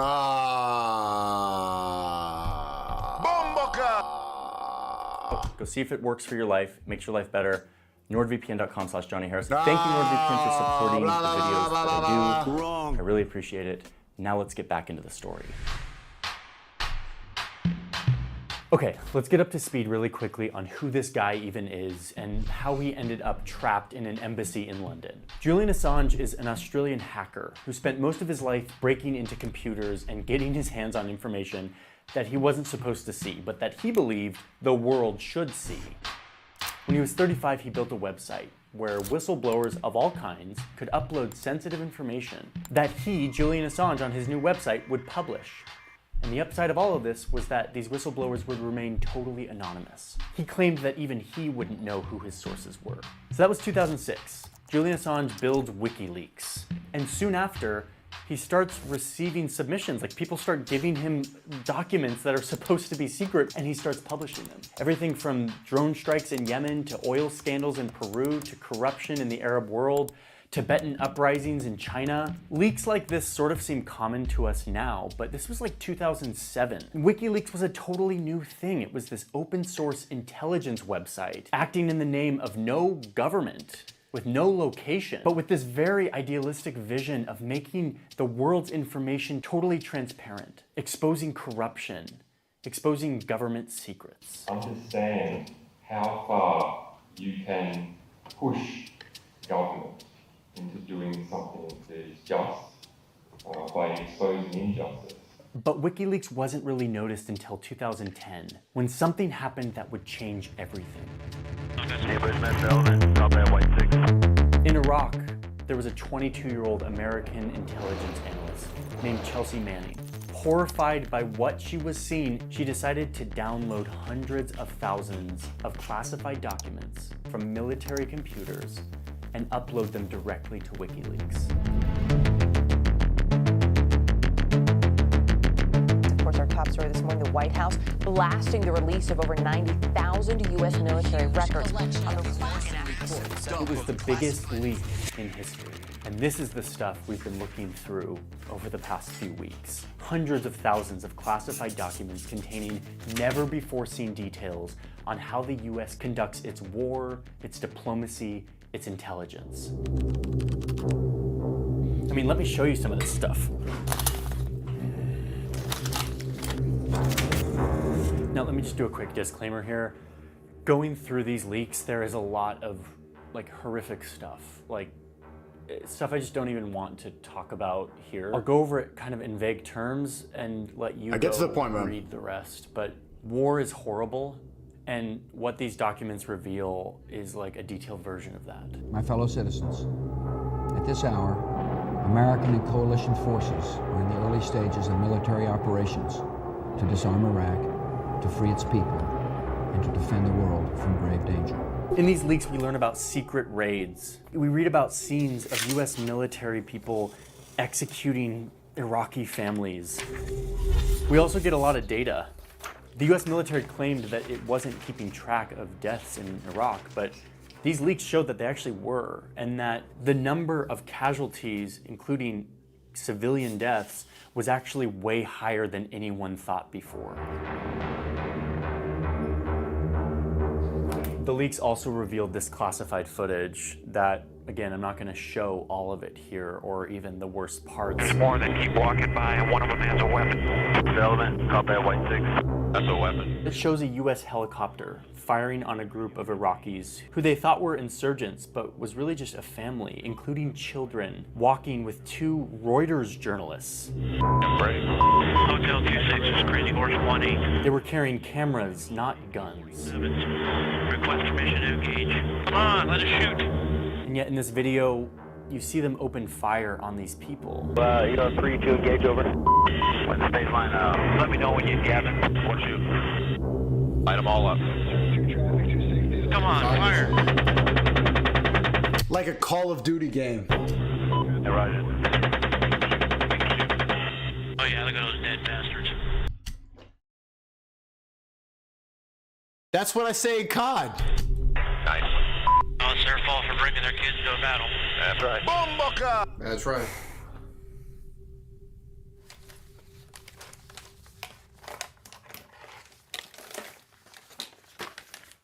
Okay, we get it. You have a bunch of papers. You did a lot of research. Can you get to the point, bro? You don't need to be the star of the show. Read about this scene where an Apache helicopter is flying over some insurgents in a house who are surrendering. They're coming out of their house with their hands up. And yet the Apache helicopter gets the clearance to fire on them. And their justification is, according to this leaked log, you're not allowed to surrender to aircraft. They're still valid targets. I mean, it's horrendous. As a journalist, I'm skeptical. I'm like, okay, these are like 2 or 3 bad apples. Is this what we're staring at? But no, through these leaks, you see that 15,000 civilians were killed in previously unknown incidents. 15,000. These documents reveal a culture and a system of abuse and torture in Iraq, mostly by the Iraqi military and army, that the US military knew about, but did nothing to solve. And the only reason why we know about it now is because Chelsea Manning gave WikiLeaks all of these documents. There's one. They would have kept this secret till the day all of us die. They don't want you to know this. I don't know how you can hear about the WikiLeaks. I don't know how you can hear about people like Julian Assange or Edward Snowden and still trust the government. I just don't understand it. Department of State leak from the embassy in Belgium that shows that the US tried to pressure Belgium into taking some of the prisoners from Guantanamo Bay in order to curry favor with the US. You see the US being like, hey Belgium, take some of these Guantanamo prisoners. It's a low-cost way for Belgium to attain prominence in Europe. Like it's backroom deals, exchanging Guantanamo prisoners for political favors. We would have not known any of this had these leaks not come out. All of this turned out to be a very grim insight into how the US is conducting its wars. And unsurprisingly, can you still find them? Can you still find them? Yeah. Leaks came out in 2010 and 2011 on WikiLeaks. The Pentagon was furious. This was dumped on us like it was dumped on you all Sunday. War secrets revealed. Okay, as if that's a bad thing. It is the role of good journalism to take on powerful abuses. And when powerful abuses are taken on, there is always a back reaction. Julian Assange's website had gone from being a small hacker website with some leaks to something that now had worldwide attention. This isn't a wiki leak, this is a wiki torrent. These documents have what does that even mean? Generated a mix of reactions from horrified to appalled. And Assange himself became the public face for this. And he became really polarizing. He was either praised as a courageous journalist. The role that Julian Assange has played in exposing uncomfortable truths is something that he should be very proud of. WikiLeaks is no different from the New York Times. He just believes in justice, believes in honesty, believes in exposing governments. Or he was reproached and condemned. Who was against this? Who could possibly be against this? As a villain who was set on damaging the U.S. security interest and putting people in danger in the process. I hope he rots in hell, starting with that. This guy's a Allah Akbar! traitor, a treasonous, and he has broken every law of the United States. A traitor and a treasonous. How has he broken laws while they're killing civilians? Illegally shoot the son of a. But regardless.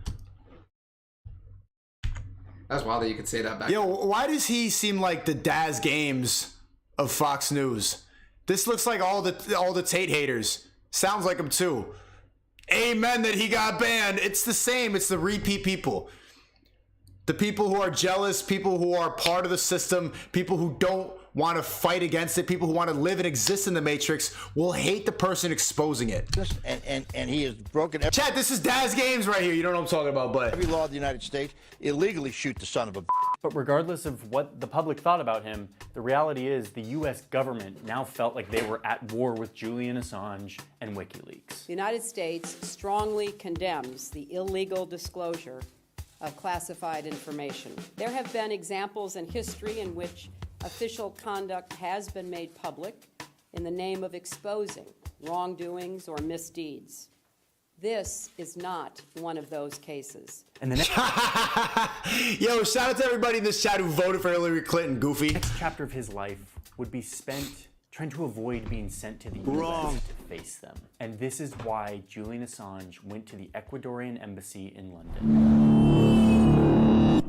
Okay, so after this huge leak, it's now like 2012, Assange is living in London, and he's actually facing the possibility of being sent to Sweden to face an investigation into sexual misconduct allegations. And even though this Sweden investigation legally has nothing to do with the big leaking thing that he had done, Assange was convinced that the UK and Sweden were working with the US to try to get Assange back onto US soil to face trial. So instead of go and participate in the investigation, he fled to seek political asylum inside the walls of this embassy. An embassy is kind of like a little enclave within a country. Like, this is a little slice of Ecuador within London. So the UK couldn't do anything. They couldn't go storm into an embassy. So instead, they just positioned a ton of police outside of the embassy. And this is the moment, this spectacle of all these police sitting outside of the embassy where you realize that this is a huge deal. On paper, this was actually a really small deal. The US wanted to arrest Assange, to send him to Sweden, to face this sexual misconduct investigation. But all of this shows us that this is not about a small investigation in Sweden. The US wanted Assange to punish him for what he did. And the UK, it was looking like, was ready to help them. Sounds familiar? Some guy exposes the truth about what's going on behind the scenes, tries to help the people, and they make up some sexual misconduct case to get him arrested and get him off, and so that they can't talk anymore. So while Assange is... Not to get him off, that was a bad choice of words, but you understand what I was saying, right? Yeah, I got you. Okay, great. In the walls of this embassy, he's protected, and the US would have to wait him out, building their case. But wait a minute, hold on. What exactly are we charging Assange with here? He published a bunch of leaked documents, so what is the crime here? And honestly, that is the heart of this story. What crime did he commit? I'm gonna get there. I want to just finish the story of what happens next. Is that treason if he was an Australian? He wasn't an American citizen? No, he's Australian. What the fuck treason is he committing? How is he a traitor? Yeah. Julian Assange is in an embassy in London. The weeks turn into months, and the months turn into years, and Julian Assange is living in an embassy, not leaving. He occasionally comes out onto this balcony to deliver a speech to his... Goat. Fucking goat, bro. Years in an embassy? How did they get him out? Huh? How did they get him out? I don't remember. Support base. Can you hear me? But like, this guy is confined to the embassy. Well, I joke it's a little bit like living in a space station because there's no natural light and you've got to make all your own stuff and you can't go out to shops and so on. From the embassy, Assange continues to run WikiLeaks. He publishes troves of secret documents. It is from the embassy that he declares his hate for Hillary Clinton. The American liberal press, in falling over themselves to defend Hillary Clinton, are erecting a demon that is going to put nooses around everyone. Yeah! Lock her up! Lock her up! Exactly, bro. Yo, Hillary Clinton K! Next. And it is here that he orchestrates Minecraft. a plan to damage her campaign by strategically publishing emails Why do you keep saying that? stolen from Why do you keep saying that? No, like, Hillary Clinton sucks, like, in Minecraft. Like, not in real life. Like, Hillary Clinton K in a video game. Oh, got you. You know what I'm saying? Yeah, Hillary Clinton is the worst person ever to exist, and she's literally a walking demon lizard in Minecraft. Democratic Party, and from Clinton's campaign chair, John Podesta. WikiLeaks posted these emails in daily batches throughout October 2016, a month before the election. Soon, mounting evidence showed that WikiLeaks got these emails, potentially unknowingly, from a Russian government agent who, like Assange, was trying to damage the Clinton campaign. The leaked emails helped the Trump campaign and quickly made Assange an enemy of American progressives who had tended to support Assange and WikiLeaks because they were keeping the government and the military accountable. But now they hated him. WikiLeaks, I love WikiLeaks. So now it's 2017. Yo, bro, yo. I really started to be convinced, bro. I would vote for Trump in 2024. I would vote for Trump, but I think in Minecraft they would try to maybe alter the course and change your votes based on mail-in ballots in Minecraft. And Trump is president. This WikiLeaks is unbelievable. Assange is still in the embassy. And from the embassy, Assange and WikiLeaks drop another huge leak, this time of CIA documents. It revealed the playbook of the CIA's cyber warfare strategy. Don't you see how they just deleted Tate off of all social media, just like they deleted Trump off of all social media? An outsider who's made money not being, well, Trump was buddy-buddy with some of the elites, but Trump was an outsider. He wasn't part of the system. So that triggers the powers that be, and they just had to erase him instead of dealing with them, because people who are outside like that, who don't conform, that's why they just raided his house. They're the biggest threat to the agenda. Releasing all of these documents has one major This is actually mad interesting result, making all of the CIA's tools completely worthless. Trump, who had praised WikiLeaks for like helping him get elected, now hated WikiLeaks. No! I know nothing about WikiLeaks. It's not my thing. WikiLeaks walks like a hostile intelligence service and talks. Never mind about what I said about Trump. Like a hostile intelligence service. So by 2019, Julian Assange is still in the embassy, and now he's pissed off everyone for one reason. It didn't seem like he dissed it. It just seems like he backtracked. I don't know anything about WikiLeaks, but I'm a bot. Nah, Trump. Yeah, Trump does some bot shit.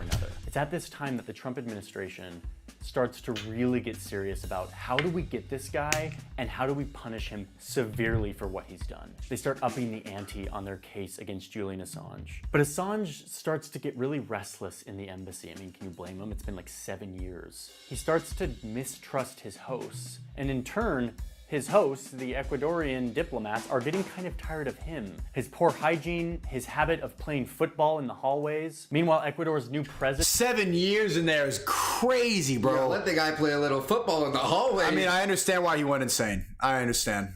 I mean, of course I would get rude in there. Is like less sympathetic to WikiLeaks because he was actually the subject of some embarrassing leaks himself. He actually called Assange a miserable hacker whose only goal is to destabilize governments. And so, they kicked him out. Wow, he got evicted. The British police were seemingly invited into this very small embassy. 7 years after he had walked into this building, Assange finally left. He was immediately arrested. Again, on paper, the UK government wanted him because of this sexual investigation in Sweden from 2012. That investigation had been dropped, and yet the UK kept him in jail because the US had formally requested Assange to be extradited. You see how all the governments work together? Which basically means one country asks another country to detain and send a criminal back to their country to face charges. The UK would hear and assess the US's request, and in the meantime, Assange would sit in the Belmarsh prison, 45 minutes from central London. And that's where he is today when I'm filming this. And he's not doing great. He's been examined by doctors and by the UN. Free this man! A living legend, a hero. And the amount of people like wishing death on him is just really eye-opening to the fact that people will adamantly defend the Matrix instead of... And it kind of shows you that there's no way around it. Like, I think if the U.S. wants you, they're gonna get you one way or the other. They're gonna get you when you start whistleblowing. But this is a fucking hero. UN representative for torture, and they've basically they're probably torturing him right now. What do you think they're doing to him? I don't even concluded that Assange has experienced severe psychological trauma because of his isolation in the embassy and now in jail, including extreme stress, chronic anxiety, intense psychological trauma. The British government, of course, disagreed with this, but the UN has said that he has been subject to psychological torture and other cruel, inhumane, or degrading treatment of punishment. They also claim that he's been medically neglected. Many are calling this retaliation. Why didn't Trump pardon him? punishing Because he Assange, leaked the not CIA legally, shit, but man. through Trump these really started inhumane beefing with ways of him. not giving him medical treatment, isolating him in ways that aren't warranted. And now is the moment where we need to remind ourselves why this man is in jail. Not because he's been charged with a crime, but because he published hundreds of thousands of classified documents that an Army intel analyst, Chelsea Manning, gave to him. And the US wants to punish him. So he's rotting in a jail. They want to punish him for telling the truth. They want to silence him for telling. He committed no crime. What crime did he commit? What isn't that freedom of speech? He's not even an American. It's not treason. Waiting for the legal process on whether or not he's going to get sent back to the US to face these charges. And to me, this gets to the most important part of this story, because what happens next affects not just Julian Assange and his story, but it could set a precedent for all of us. Those of us who do journalism and those of us who rely on journalism to teach us about the world. What I want to do next is I want to dive into this stuff. I want to walk you through these two documents, which are basically the US's case against Julian Assange, as laid out by the Trump administration in 2018. It's daunting, it's a lot of stuff, it's a lot of legal jargon, but Trump used them to get elected. Oh, I love WikiLeaks. I love WikiLeaks is the greatest. And then he's the one who wrote up the case, his administration. Been through it all, and I want to explain. Not voting, bro. Everybody got to vote independent or something. Okay, let's do this. Oh shit, there we go. Okay. So stick with me as I explain the legal case against Julian Assange and what that means for journalism. Okay, we get it, dude. You have a lot of papers and stuff. Just read the information. The thing that the Department of Justice focuses on is the events of 2010, when Assange received tons of classified cables and war logs from intel analyst Chelsea Manning, who was previously Bradley Manning, has transitioned to Chelsea Manning. Manning had a security clearance, violated that security clearance, and ended up serving 7 years in prison for leaking all of this stuff to WikiLeaks. It would have been 35 years. W. Chelsea Manning did 7 years so that we can know the truth. If Obama hadn't lessened her sentence. So the US focuses on— Oh, that's a woman? It used to be Bradley Manning. You didn't hear him say that? Oh, word? Yeah, they transitioned. I thought you were joking. Nah. Huh. On this super giant leak. They start out by reminding us just how many documents were leaked. If you add this up, it's like over 700,000 classified documents were leaked to the world. And then they go into the actual crimes, what they see as the crimes. There's 18 counts, basically 18 instances where they allege he broke the law. In total, this would be a sentence of 175 years in prison. Luckily, we don't have to go through all 18 counts to understand them, because they fit pretty nicely into three main buckets: hacking, aiding, and publishing. First, let's go into hacking, the first bucket. It's about assisting the hacking. This first allegation is the least scary for Julian Assange. It basically says that Assange worked with Manning to crack a password on a government computer so that Manning could grab documents without being detected. Incidentally, it didn't work. They didn't crack the password, but the indictment alleges that he tried, and therefore it is considered a conspiracy to commit computer fraud, which is a violation of this 80s era law called the Computer Fraud Abuse Act. It has a max sentence of 5 years. So they just made up a bunch of bullshit to give him the longest sentence of all time, and torture him. But if you think about it, he was doing the most American shit ever, even as a non-American, exposing the government, exercising freedom of speech, and giving the power back to the people. Years, which for Julian Assange is not that big of a deal, given that he spent 7 years in the Ecuadorian embassy evading the charges. Okay, so that's the first one, the least severe. The other 17 counts allege that Julian Assange violated the Espionage Act. He has to answer for what he has done. Wait, what? The Espionage Act? Hold on.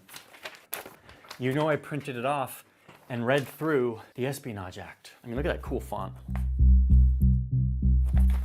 The Espionage Act is really intense. It was passed in 1917 when we were fighting World War I. I'm gonna read some of it here. Whoever, for the purpose of obtaining information respecting the United States or to the advantage of any foreign nation or otherwise obtains information concealing any vessel, navy yard, submarine base, fueling torpedo station, dockyard, canal, railroad, arsenal, factory, mine. Holy smokes, I could keep going. This law was meant to punish people who were government employees or members of the military who had government secrets and went and gave them to another nation that then hurt the United States. Basically spies, espionage, that's what it's about, espionage. Chelsea Manning violated this because she was a member of the military. She had a security clearance. She violated that security clearance by using her privileged information and therefore broke this law. But Julian Assange is not that. He has never worked for the US government. He's never had a security clearance. He's an Australian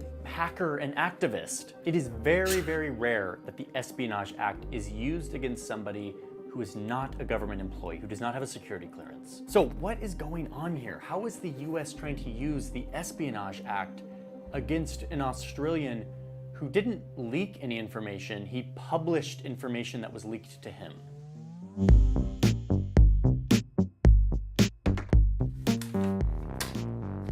So bucket 2, I'm calling aiding or helping. The US case here uses the Espionage Act to say that indeed it was Chelsea Manning who broke the law directly. As an Army intel analyst, it was her who had access to the secrets, she leaked them. But in US federal law, we have this thing that says that if you aid someone in committing a crime, you are punishable kind of as if you've broken the law yourself. Yep, got it right here. Title 18, folks, Crimes and Criminal Procedure. Whoever commits an offense against the United States or aids, abets, counsels, commands, induces, or procures its commission is punishable as a principle. If you helped out, you did it too. So they use this law to say, yeah, Julian, you didn't do the hacking and leaking, but like you helped. You aided, abetted, counseled, induced, or procured and willingly caused Manning to do this because you promised that you were going to publish all this stuff.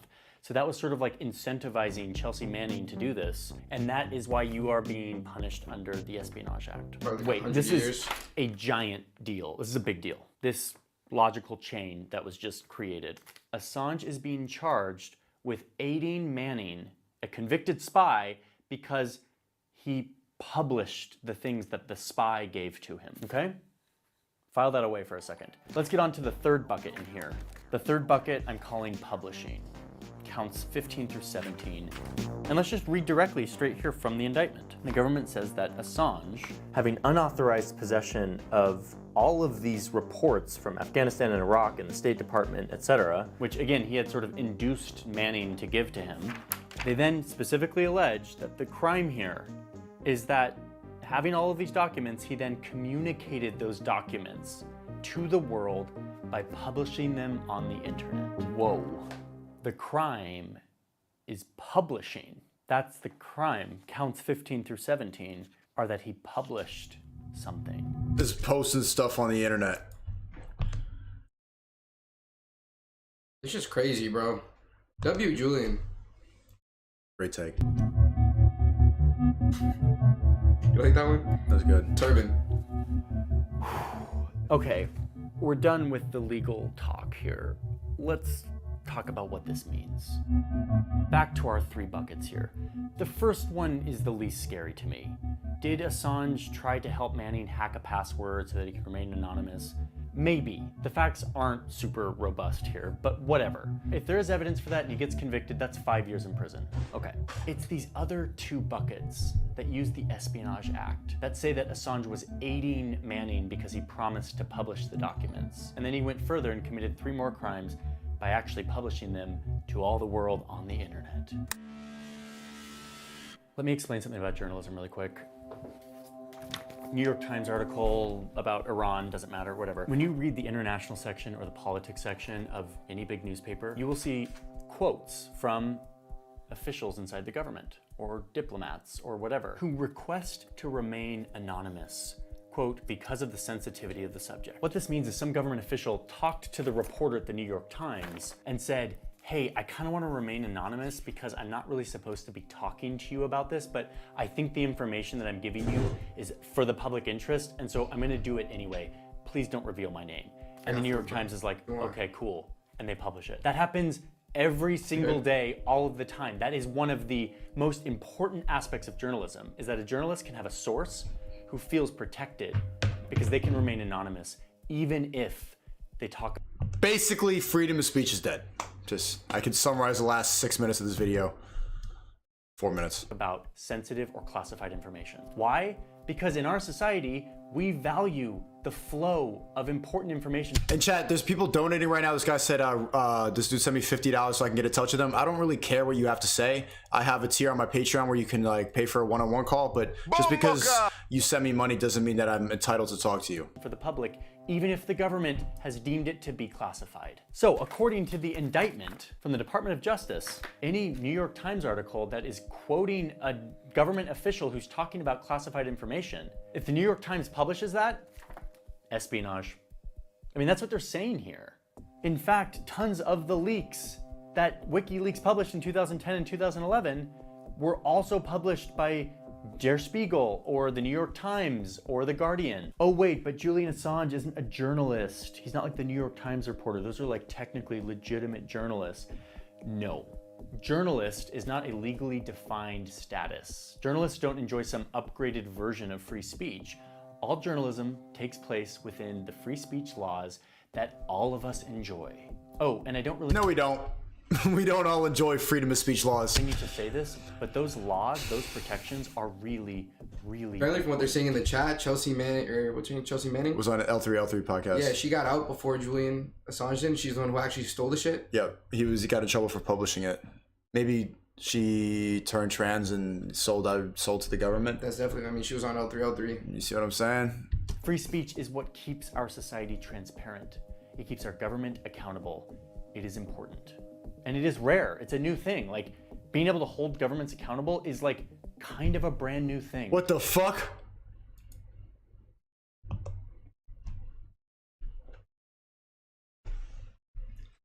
Yo, chat, I had a great night. I don't know what he's been talking about. I just got here, like 10 seconds. This is all hypothetical in Minecraft. Yo. I love the CIA. Oh, there's nothing greater than the CIA. Yeah, you want to find us? Pull up to us. We in Utah right now. Come slide. Utah, yeah. We in Utah. Come find us, CIA. Yeah. Pussies. Wrong. In human civilization, it's not natural, it's not guaranteed, it can easily go away. So that is why I'm concerned about this case. Yeah, go ahead, charge Julian Assange with the conspiracy to hack into a government computer. But as soon as you introduce the Espionage Act into what he did, you start to play with fire. You're setting a precedent that could easily be applied to the journalism that we rely on every day to keep us informed and to keep governments and businesses accountable. Oh, and I'm not the only one who's concerned by this. The Obama administration also worried that pursuing Assange would be dangerous for free speech and journalism. So they didn't do it. It was the Trump administration that really doubled down and tried to get Assange and charge him. What the hell, Trump? Trump! Wrong. How you gonna use, I love WikiLeaks, WikiLeaks is the greatest, and then be the one who indicts him? Ronald Lump. Ronald Lump. And, I mean, are we surprised? So the Biden administration is sort of at a crossroads. Like, what are they gonna do? Are they gonna push this? Are they gonna try to charge Julian Assange with espionage? Well, it turns out they are moving ahead trying to get him extradited to the US. Okay, wait. There's been news. We were making this video, we were editing it just because we're interested in Julian Assange, and then news broke that The UK judge will rule tonight on whether WikiLeaks founder Julian Assange should be extradited to the United States. where a judge basically said that it's totally legal that Assange be sent to the US to face trial. A judge approved the extradition earlier today. Meaning he's one step closer to being extradited. Now, he will Imagine being hated internationally by governments. probably appeal this. It'll probably go to the High Court in the UK, but like, he's one step closer. How long could this drag out? Some time, maybe not so much time. My whole purpose in making this video was not to defend Julian Assange as a person. Backtracking, come on, bro. Free Julian Assange, man. I'm defending him.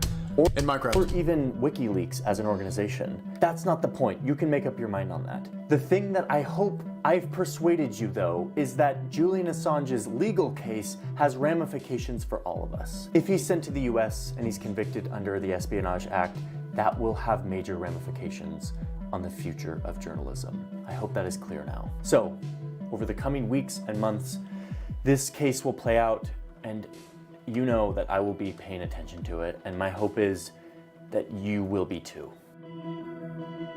All right, that's it. That's all I've got for today. Good video. Chad, I'm gonna go. W stream, I'll see you tomorrow. Just daily reminder that like the super chats is not so that you could just interrupt whatever I'm talking about. Like, I need to talk to you. I don't give a fuck what you have to say. Like, to be honest with you, like just because you gave money doesn't mean that you could type something here, but doesn't mean I'm gonna get in a call with you. Like, what do you think this is? You think this is one-on-one? This is a stream, this is a show, this is entertainment. It's not time for you to go try to communicate with me one-on-one. But most of you know that. It's just like, you know, you attract this certain type of audience, especially. I'm gonna be back tomorrow. W stream. The Creativity Kit is closed, but it's reopening very soon. The affiliate link, we're waiting until the Tate stuff calms down and everything, and people stop getting all pyramid scheme about it. Let them get mad. Don't forget to clip up the TikToks. You know what I'm saying? Look at it, yo, no, you guys, bro. Clip up everything and put it on TikTok, or don't. I don't care. If you want to keep spreading truth, then by all means. Every stream is re-uploaded to patreon.com/Asneeko. This stream is gonna be archived. That's why I want to encourage people to get in the lives. But if you missed it, every single stream since day one, season 1, is all up on Patreon. Even 3 years of my main channel videos, all up there. Make sure to check out 20 Years Old, Fake It Till You Make It. Everything happens for a reason. My main channel videos. Click the link for the Discord down below. Bro, I'm like a YouTuber, but click the link down below and come and suck my cock down below. No, just, yeah, go in the Discord if you want to chit chat, blah, blah, blah. I'm going to hop in there. I usually hop in the Discord after every stream and talk shit, stuff like that. The networking call for the Creativity Kit, reminder, Creativity Kit members, the networking call, I think, is next Wednesday, 4 p.m. But I'm going to check the calendar and the list and everything. If you want to put reaction videos, there's a section in the Discord server for you to send me videos. Don't just be in here like, can you react to this? And then it's like a music video that's obviously gonna get me copywritten. And then you're like, go to Jadion's Twitter, and Jadion's reposting prawn. Like, come on, man. Come on, man. Let me go see it beforehand. Let me go vet the videos. And bada bing, bada boom, get it, pow! Love y'all, be safe. Yo, follow God. Stop worshiping celebrities. What are you doing tomorrow?